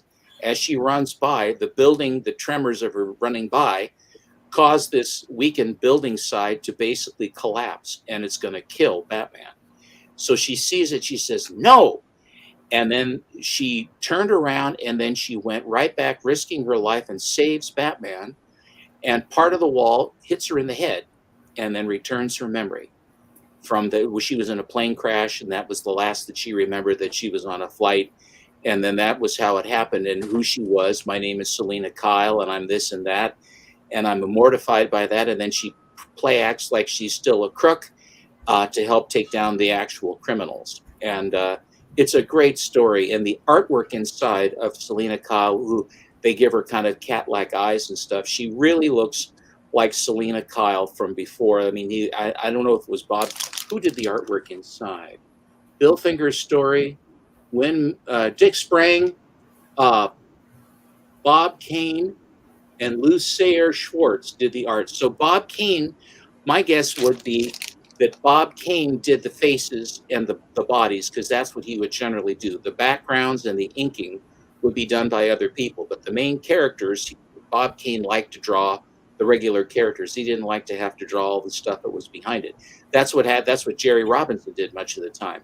It's also interesting in this cover that there is no moon in the background, because that is one of the signature things about Batman, is that there's always a moon, and it's at night, and it's a spotlight to highlight, not only to highlight them, but to show that it's nighttime and it's a full moon, and it's at nighttime that Batman is being Batman. But not so in this case. But what they do give you is they give you absolutely one of the most beautiful red transition color down to gold, from red at the top to gold at the bottom, with yellow script to pop, and their uniforms in bright colors, and the cats having the motion sweeps of yellow and gold. I just think that the color composition, the color palette for this book is just wonderful. It truly is, and it's a big book. So There you go. That is okay. It's a nice book. Mr. Allen, have you returned from the desert? Find something. I've been looking for a book the whole time. Well, I've got a couple ready if you want to put me big there. Yeah, I'll make it big. Call, Matt. Okay. You can going with the wedding theme that we had earlier. I have two more books that feature weddings in that I found today. The first one here is another Legion wedding. It's the first one between Duo Damsel and Bouncing Boy. And I was very happy about this one because finally the normal looking guy who sort of looks like me finally gets the girl. And I always thought the Dual Damsel was one of the more cuter. Let's go with cuter. Can you zoom in a bit more? Yeah. And in this story, it's interesting because Duo Damsel thinks she's lost her powers. And so that's why they decide to get married, because Bouncing Boy's currently lost his powers and she thinks she's lost her powers. But it turns out it's that she hasn't lost her powers. It's just she split into two a long time ago and forgot she had done so. And they needed to reunite. They need to reunite the two bodies together before she dies. So it's actually a pretty cool story behind. And also interesting that the one that saves her is the one that she's had the crush on, Superboy, throughout the whole thing, that she finally got over to fall in love with Bouncing Boy. And the other wedding issue I picked up this weekend. I haven't read it yet, but I do know what happens in here. It shows you that no matter how awesome, no matter what you do in life, the girls like the bad boys. Patsy Walker finally gets married, and she marries Damien Hellstrom, the son of Satan, in this issue, which was the New Defenders 125. It was the first issue after they changed the name from just Defenders to New Defenders, and it is the issue where most of the old members leave the team after the wedding, and you get a bunch of new members such as the Beast, the Angel.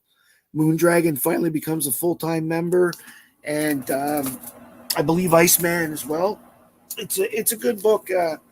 It's a good series in general afterwards, but I still prefer the older Defenders to the new. Matt, can I show you something on a wedding cover? Alan, can you shift me for a minute? Sorry, I'm just running around here. Okay, there we go. Yep, I have that book too. And this is the wedding. This is the wedding issue that I always think about. I got this book as in a subscription. The Christmas of 1964. My mother said, "You guys can get a 2-year subscription to whatever comics you would like as a Christmas present." And so I chose Adventure Comics. Yeah. And so I was getting these, and every one of them, of course, had the subscription creased right down the middle. They were folded right down the middle with a brown paper wrap. It was, and I was happy with having them, but I never liked the fact that the book was damaged. And all the guys that would actually I would get them before the other guys did, so I always knew what was coming. And so that was the benefit of that. But once the books hit the newsstand in like a week and a half later, then their books always looked very much nicer than mine. But I made it my mission to put together a very high grade. Would you like to see just a chunk of Adventure Comics, Matt, or after you're done? I would love to. Okay, go ahead. I'm sorry. I just wanted, you were talking wedding issues. Yeah, no, I have that one too, and that's one of my better grade ones. It's just because those weddings were not real in the end. Yes, they are. Yes, they are. No, they're not. Okay, this next one is a storyline that I found very cool. Most people who like Superman know that Pete Ross knew who Superman was because he accidentally saw on a camping trip that Superboy was Clark Kent. Well, as a follow-up to that, Action Comics 457 here shows the son Jonathan Ross, and Superman is revealing his secret identity to him in this issue because Jonathan is sick, and Pete seems to think that if he learned a Superman secret identity, that would make him feel better and help him heal, which of course it does. What is interesting about the story is for most of it, Jonathan doesn't believe Clark Kent is Superman because he thinks there's no way. It's similar to Luthor thinking there's no way he's that. He's too powerful. And he's only convinced when he sees Clark Kent's medicine cabinet because the only thing he has in the medicine cabinet is a hairbrush. No shaving equipment, no aspirin, no other things that normal people would need because he's super. And I follow that up because Jonathan Ross, knowing Superman's identity, in DC Comics 13 presents 13, the Legion of Superheroes shows up because Jonathan Ross has been abducted by aliens because allegedly he becomes a warlord that will eventually save the universe from some sort of robotic menace. So he needs to be kidnapped and taken away. And so what happens is he gets kidnapped and Pete Ross runs to Superman and says, "Go get my boy. Shut up, Clark. I know who you are.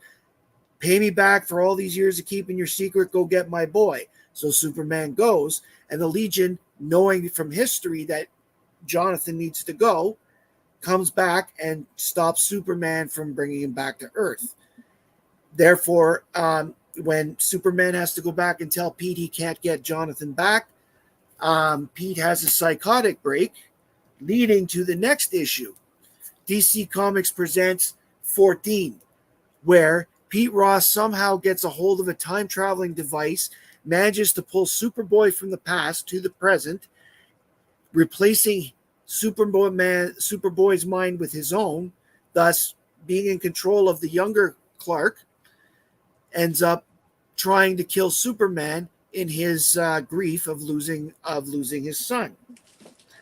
This continues in a couple stories until DC Comics presents 25, when the Legion has realized that Jonathan is no longer needed because the future has changed somehow, and the Phantom Stranger helps Superman recover John Ross. And at that point, Pete, who is now in a place similar to Arkham, finally gets better because he's been reunited with his son. I think it's a fantastic, it's over a few issues over the years. I think it's a fantastic run. The fact that Pete Ross was a honorary member of the Legion is a factor in the story. And I think just overall that all the writers involved, because each issue was written by somebody different, really they fed off the first one and kept going and made a good story that connected in the end. Cool. So I never knew any of that those plot devices. I've never even heard about them. Is that 70s or 80s? It is okay. The DC Comics, the Action Comics one is 30 cents, so it's probably about 19. It's mid 70s. Okay. And the DC Comics presents, well, it's issue 13 and 14, so they're probably 1979 because the series itself started in 78. 13 being slide over, Matt, because we only got a half of your head. 13 being 1 plus 12, right? It's probably 1978, and 25 then would be 79 because that's again a year later. So Fair enough. The reason I don't remember any of that was because I graduated from college in '76, and then I went to work, and I was not focusing, and I had a, you know, so I would like to show some adventure comics Just if in a I sec, can. 1 sec, because I'm going to just answer one question from the. Well, from the answer chat. all. Answer all Yeah. questions. So this one is one I just can answer easily. So apparently there are a few Batmans and Superman that are SOTI books. Any which ones I'm going to show. I'll just quickly show them, okay? So there's actually a Superboy. This one. And this is Superboy number 2. And I believe it's because like Superboy, he goes back in time, and then has some involvement with history. Yeah, And Wortham didn't like the fact that he's like alternate, these alternate histories kind of thing. was that the Lincoln story? I think something like that. Yeah, something like that. I forget which one. But so this is a SOTI book. And it's also the first mention of Smallville, which is interesting. And I'm not sure which Batman it is, but this is one of the ones that... There's 2 Batmans that are mentioned in SOTI. This one's missing a big chunk. But this is one of the ones that was mentioned. And I think it's the one where Batman and Robin were them. There was a bunch of scenes where Robin is being rescued because he's in bondage, and it's usually a woman that's in that position. So Wortham thought, oh, there's like some homoerotic element. God, what is he smoking? Yet look how There far are he so had to. many other stories where kids get kidnapped and they get wrapped. I mean, Yeah, I mean, but to stretch his angst to that. Jiminy Christmas. and just quickly, I'll show the Rangers one that Yeah, I was mentioning earlier.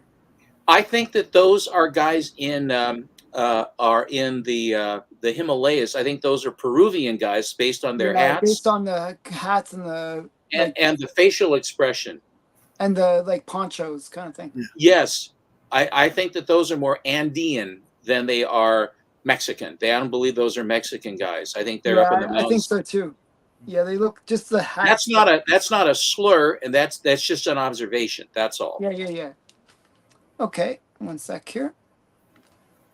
Yeah. No kidding, Andreas. Wortham had a pretty crazy imagination. I find Wortham had a conclusion in his head, and then worked the evidence around to fit the conclusion rather than the opposite. This has been my argument forever. He did not use the scientific method. The scientific method is you have a hypothesis and you spend your time trying to disprove it. Yeah. What he would do is he said, hey, kid, you robbed the candy store. Why did you rob the candy store? He says, because I like candy. Do you like comic books? Yes, I do. I love comic books. That's it. Comic books are the thing that caused the problem. It was all self-fulfilling. It was not the scientific method what he did. It sucked. Mm-hmm. It wasn't medical in any way. He was a pop that's where psychologist. science has been going lately. He's a pop psychologist 50 years before the term pop psychologist was created. Yeah, and he's from Nuremberg, too. Oh, well. That's not good. No, that's not that. But during the war, you see, during the war, he did not do anything wrong. He made the cuckoo clocks and chocolates for the children. Okay. I have the book for that, too. I have a book about the chocolates for the children, That's too. what I'm saying, yeah. Exciting 39. Yeah. This is in sequence as far as for books of the Legion. Oh, I like. Is that the one with the evil ones? This is Superboy and the 5 Legion Traders. The ones that are about to that go back, that they're the alternate universe ones. Yeah, okay. That's another good book I've got. And they have flight belts on this one still. The beginning they had rocket belts, but then they went to anti-gravity belts and then the flight rings. Yeah.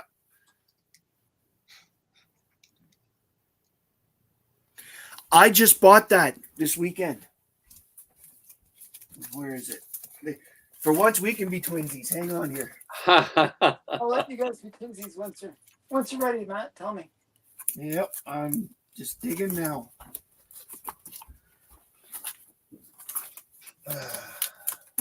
Here we go. Here we go. Here we go. Here we go. All right, wait.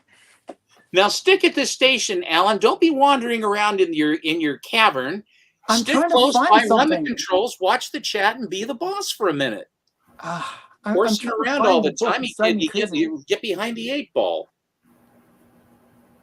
Okay, both are quite nice.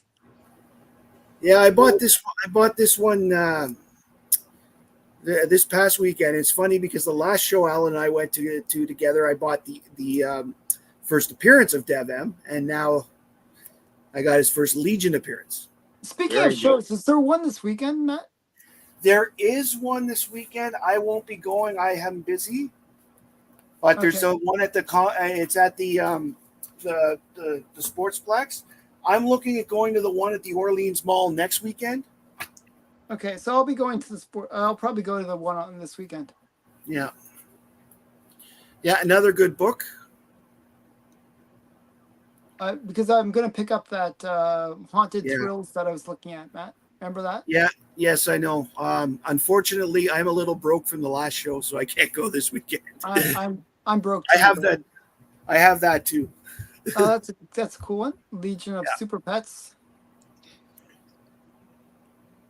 That one I'm missing. That's a good one though. That one has Proddy in it. There's a test going on. What they did was, if I remember correctly, there's a leadership election going on, and Proddy decided to make them to solve a mystery in order to determine who would be leader of the Legion, and Saturn Girl ends up winning it. Oh, cool. In 1988, when I sold my collection, which I had a complete run, I mean, most of the run of the adventure, as much as I could build, and most of it was VG or fine. And so when I rebuilt the Legion, it was my mission to get, so all of these I put this together 89 to 93, 94. So I just bought super high grade copies because they're only like 35 to 75 bucks a throw in the day. No one was collecting them, and I don't think anybody still does either, but I love them. That's another one that I'm finding that one hard to get because it's the first appearance of the Heroes of Lalor. Yeah, it's a tough book. But people say, yeah, tough. Yeah, well, for the Legion, big deal. Mm-hmm. That's a fun one though. That one I have. That's an early Supergirl. What issue number is it? 328, I believe. 325. Oh, 325. Oh. And by this time, Lightning Lass is turned into Light Lass. Yep. Dream Girl did that in 317 when she was there because the rule. There's a rule that people can't have the same power. Yep. And well, how did Mon-El get around that? Mon-El got around because he technically doesn't have the same powers because he's not affected by kryptonite as long as that's a weakness, not a power. No, but apparently because I'm sorry, Matt. No, sorry. Mon-El is full-time, Superboy is part-time member. This doesn't change the fact that the powers are the same. I know, same as Supergirl. And she's still Triplicate Girl. And this is from it was a pleasure having these beautiful books in my possession since my grandfather-in-law passed away. Even if for a short period of time, I hope you receive much pleasure from the book or books you've purchased from us. And I do have thousands of these books left to list. And basically the guy it was on eBay, and I managed to buy a whole bunch of books through this vintage that her grandfather had, or her grandfather-in-law had, that she ended up selling on eBay. It's where you find them. Timberwolf.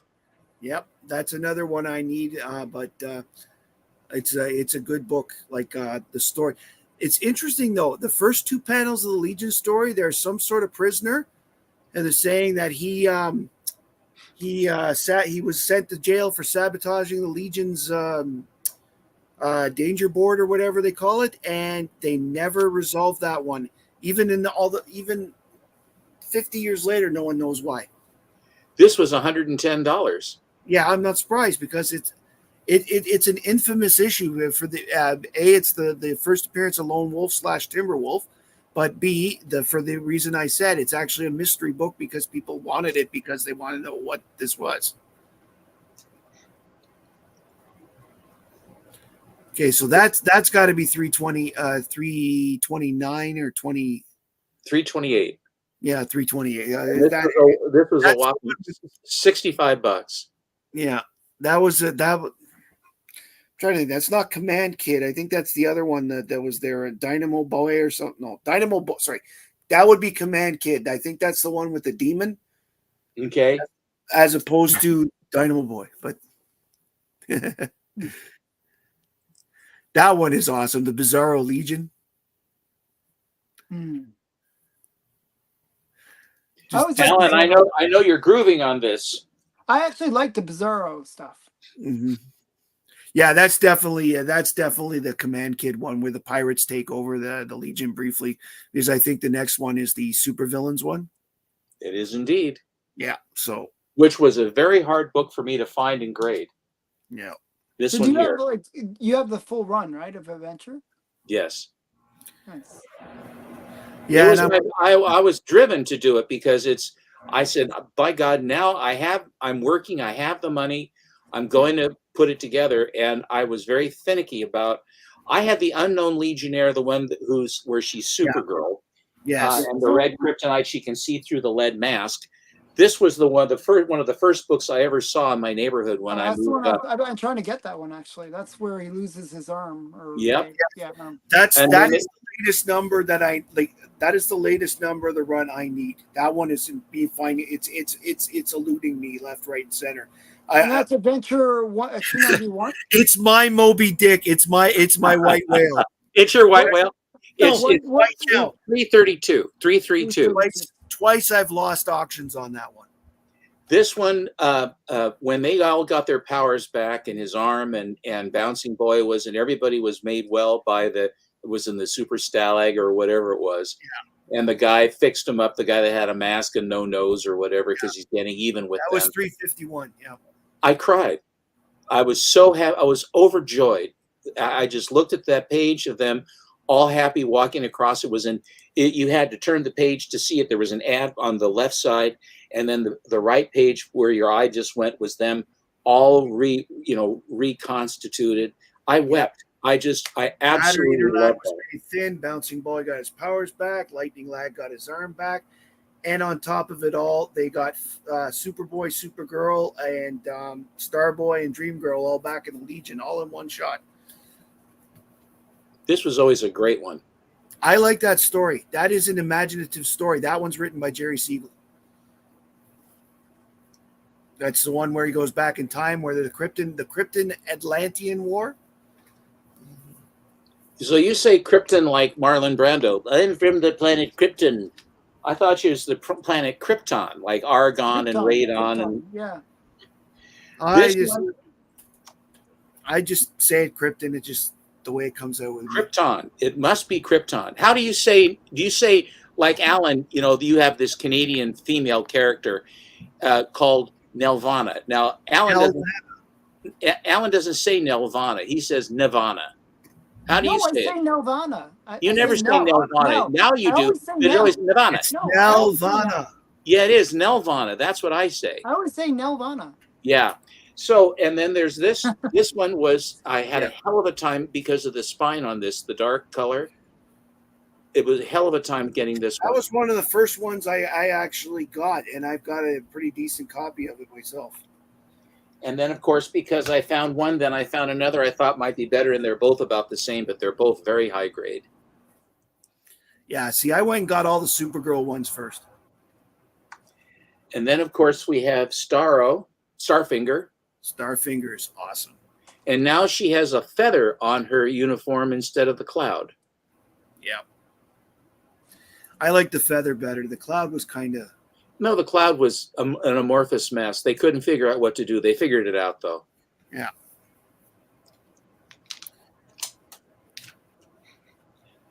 And I love these green covers. Tell me, who was Starfinger? Lightning Lad. Yes. And this was a tough one to get to, so I had to get me two of this one too. Yeah, that particular issue of Adventure was one of the ones I got from my uncle in the first batch, and I was so captivated by that story, you know. And I just remember as a kid thinking Lightning Lad had the worst luck of anybody on the Legion. But he was the best of the Legionnaires. They used him the most. Cosmic Boy, they really didn't. And then of course Superboy, who was the star. Mm-hmm. And then he was, even though he was part-time, he was pretty much full-time. But of the of the Legionnaires, I always liked Mon-El. Excuse me, I liked Mon-El. I liked Lightning Lad, and I liked Starboy. Thank you, Susie. So I mean, but I liked Saturn Girl, and if you read the early stories, and John Forte is the artist. Yeah, and Edmund Forte did a fantastic. Well, they're a little bit more rigid and more wooden, but the faces and the costumes are wonderful. But the way it was written was that whenever they had these poor people trying to get into the Legion, Saturn Girl was an absolute bitch. I mean, she says, "Your power's stuck. Get out." You remember that? At the same time, yes. At the same time, she could also be the most sympathetic of the Legionnaires. I never saw that in the early days. Certainly, she was the most devoted to the Legion. I mean, she was. Look. The issue that he died in, she took all the powers because she wanted to make sure she was the one that died. And that, you want to know why Mon-El got into the Legion? Because of the fact that he was able to, when he was in the Phantom Zone, see what she was doing and let people know. That was a great story. Yes, and that's a great why story. You always knew those two were going to end up together because he was so devoted to her. And Cosmic Boy got where he got with Night Girl, Night Owl, Night Girl, from the Legion of Substitute Heroes. Okay, Night Girl, the one with the really bouffant beehive. Yeah, the Night Owl, I think, is her name. No, Night Girl. Okay, I believe you. She has an owl on her emblem, but okay, and then Ultra Boy. Ultra Boy was with Phantom Girl. Okay. Anybody else? I never knew about Duo Damsel and was it Bouncing Boy? Bouncing Boy. Well, that was in the 70s, eh?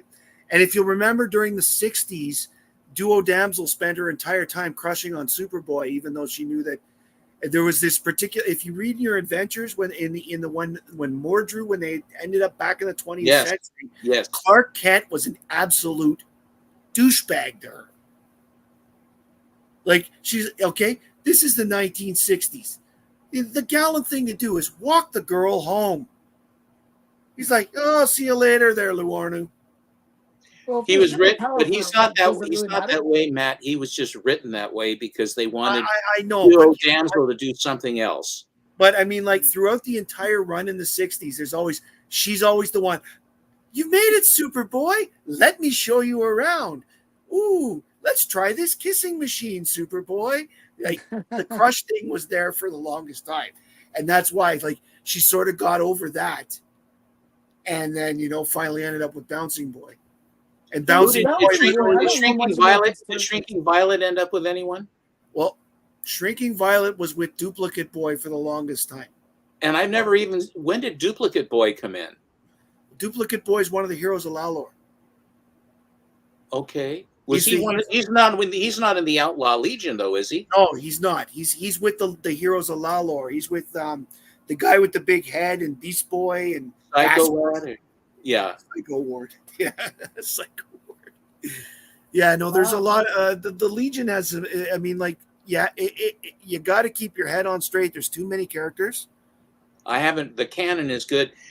A friend of mine. But I've read them, like I have collections of them, so I can sit down and read them all like without pulling out the books, and that's why I know the stories and the ones even I don't have, like because I've read them. I'll have I'm to read interested. all the adventures, so I'll have a clue of what you guys are talking about. So I'm impressed with how you have that in hand. A good friend of mine also collects the Legion, and we always were taunted by our Marvel zombie friends that always, the Legion, and they said, well, we want to get you, what you guys need is you need to have something really cool like a Legion helmet. And I said, we mean, could we like the Leech, like the bowling pin, Legion house, like that shell thing, cut that off and have that be a helmet with a strap and stuff. I would wear that hat if I had one.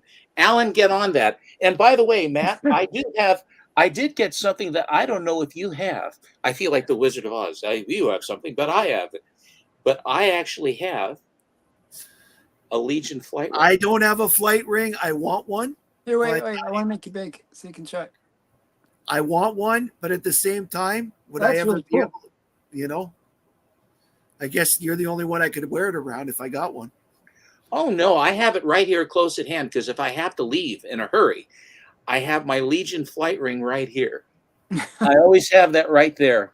So you need to get yourself a flight ring. Yeah, I've been my theory has always been if I can find one at a convention, I'm not going to go online looking for one. Right, it's probably going to cost you a few bucks. If you go on, you'll never see one at a convention. Shipping, my friend. I don't like that. It's $5, but it's $35 shipping. I hate that too. I'm gonna find me a flight ring for you, and I'm gonna send it to you. And Diabetic Superman, the answer is yes. Princess Projectra was with Karate Kid. And that's because they came in at the same time, because Nemesis Kid was an idiot and admitted his guilt without even knowing that he was being talked to, being talked to. And Pharaoh Lad went. Karate Kid always felt that those four were cursed because of the events with Pharaoh Lad dying. Pay attention, Alan. Pay attention. There's going to be a test later. Nemesis Kid turning out to be a villain. Yeah. And Princess Projectra and Karate Kid, with Karate Kid end up getting killed by Nemesis Kid, and Projectra ends up killing Nemesis Kid herself. Wow. Because she used her royal. Because what happened was the Projectra. I'm going to call her Jackie like everybody else. Jackie and Karate Kid I always call her Jackie too. Okay. Liar. They get married. She ends up becoming queen of her planet. So she becomes Queen Projectra rather than Princess. Projectra is actually her name because her power is illusion based. Okay. Mm-hmm. And what ends up happening is in the new series of Legion that happens in 1989, when they went to the Baxter Direct Only edition, Karate Kid ends up getting killed by because Nemesis Kid arranged for a huge nuclear type bomb that was going to destroy a good part of Arando, her home planet. And he went up and he used his flight ring and he went up and he defused the bomb after getting the crap kicked out of him by Nemesis Kid, because those that remember, Nemesis Kid could not be defeated by any one opponent. He had to be ganged up on to be defeated. So what happened was, when that was done, he blew up with the bomb, because he managed to change the trajectory of the bomb, but he's still holding on when it blew up, so he died. And Projectra, because she felt Nemesis Kid killed her, used her royal prerogative. That was a reasonable assumption. Okay. Yes. Used her royal prerogative to execute him on the spot, and she actually had the willpower to get past his defense of being defeated by only one person, because A, he was weakened by the battle, and 2, her will was too strong because somehow he killed her husband. He literally broke her neck, and when the Legion said, "You can't kill," she's like, "I'm out. Bye." She broke his neck? She broke his neck.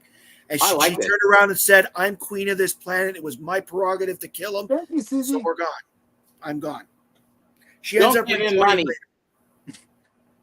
She ends up rejoining the Legion later as Censor Girl, but that's a different story completely. When does Val Armor come back? Val Armor technically never comes back until the 3 boot. Until what? Until the Legion gets rebooted. When was it rebooted? In 2004, I think. God, Matt, you are a wellspring of information. I I don't know. really love the Legion. I do too, but I don't love it as much as you, and it hurts me to say that. I'm going to find you a flight ring. I'm going to get you a flight ring. I'm going to listen. When most people were out hanging out with buddies and friends, I was hanging out with a bunch of magazine books in the back. Oh, that's cool. I'm not kidding. I've read them all. Everything that's. This is. I read them. I read them too, but I only go so far because you take the plots go a hell of a lot farther. Alan, would you like to contribute to this conversation? I'm sorry, I don't mean to monopolize, guys. No, it's okay. No, I love it. It's great. I never knew what happened.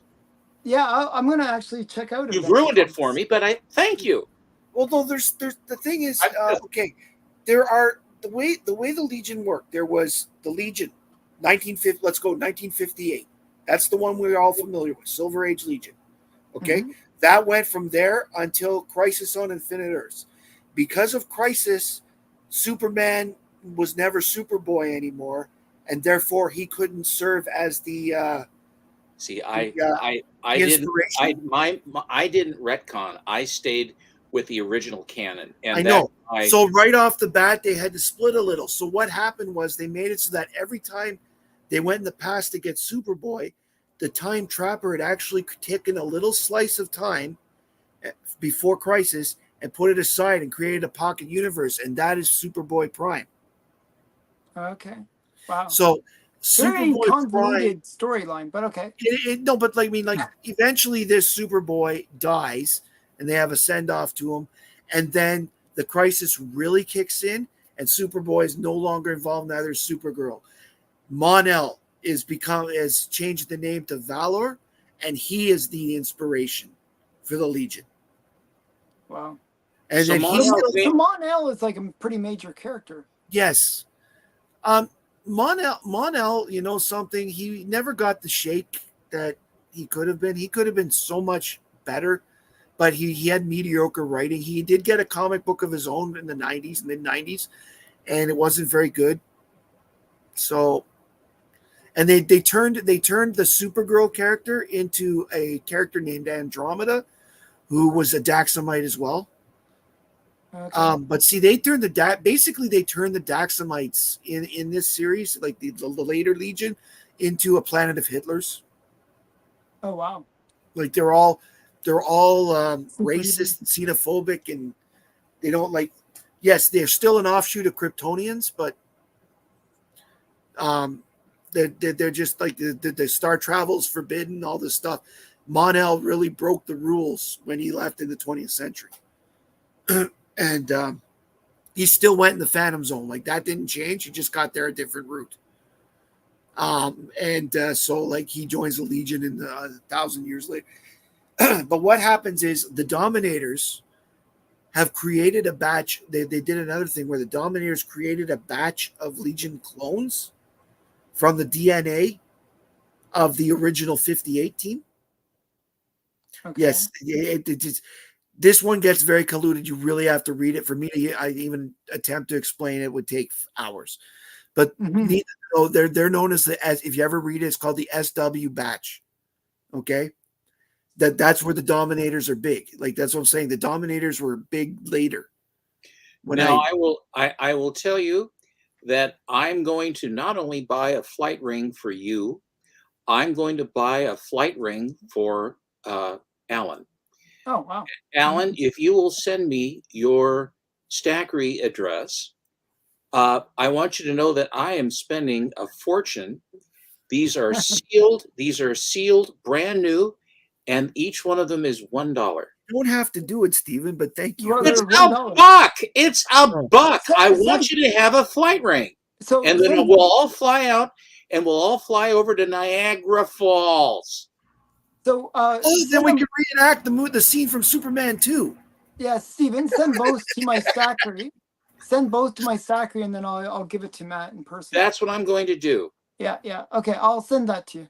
Okay, and I'm gonna, when I buy it, I'm gonna change the address to send to, so that the vendor will just send it directly to Stackery, and then you boys can have your flight rings, and they're even Sani wrapped, so there's no problem. Oh wow! So it's like, Cool. so these are like brand New in the wrap.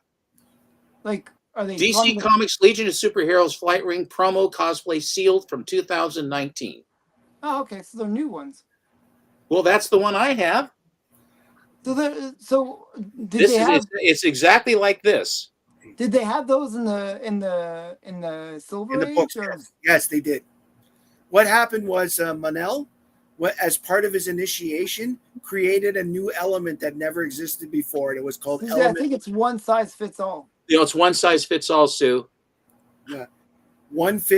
He invented one called Element 152 that ended up being it's an anti-gravitational element, which from some weird reason is also thought, can be manipulated by thought, and that's how they make it into flight rings, because you will it to make you fly. It's all it can do. Otherwise, you couldn't will it to make you invulnerable. So Brainiac flies. Brainiac makes them Lander. out the element that Manel creates. So we can fly after we get these rings. Is basically Yes, you can. You can fly, but You don't will believe that a man can fly. Do do do do do do do do But- do do do do My do. point being, there was 2 more reboots of the Legion after that. Mhm. One of them, and then all of a sudden, the original Legion came back in the late 2000s. And by original Legion, I mean like Superman was a member again. It was the stories that we remember from Adventure again. So by Andreas. Yeah. So okay, actually, speaking of goodbyes, I actually have to watch how many hours I let the streams go for. Oh. Just because I only get it's free stream thing. Alan, pull the plug, but hold us over, and I'll get you. Give me you can just rattle off the address. I'll go to it. I'll send it to you by Instagram. It's easier for me. Okay, sure. Because I'm not in position. Thanks, Matt. I sure appreciate the appreciate the tutorial. I hope that the chat enjoyed this. This is a mania because the adventure Legion of Superheroes is awesome. If you want more stories like that, subscribe to my channel. Matt likes. Go over to. It says it on the screen. Matt likes comics, and subscribe to Comic Collector Geek. He's a good channel too. Who? Yes. Who? And Steven doesn't have a channel. He's just no, I don't. I just sort of wander around in darkness. Steven is the Ed McMahon to all our Johnnies. Oh, thank you very much. I appreciate that. He's awesome. Did any of us steal Millie 56 from his My Comic Shop basket? I'm innocent. I'm innocent too, actually. Normally I would steal something like that. But it wasn't me. Not this time. And I don't collect Millie. No, we're safe. We're safe. The only thing I picked up recently was Tessie and Georgie and a couple like that. 3 quick, nice covers, though. They're all world's finest. Oh, okay. Oh, One. They're missing their faces. Yes, because that's an imaginary story. It's a good one, though. And here is the 4th. I have that one. Yep. I got that, so one of the shops that was going out of business, they had a bunch of Silver Age, and I was like, oh, this is really old. I want to get an old comic, and I picked that one up. And this one is an imaginary story as well, where Batman and Superman both end up being adopted by the Kents, but it ends with Batman joining the Legion of Superheroes. All right. Well, I have all of those, but I didn't know. I can't remember the story. Very good. Okay. So say thanks, good night. guys. Say good night, Gracie. Good night, good night, everyone. Good night, Gracie. Okay, bye, guys. Bye. Bye.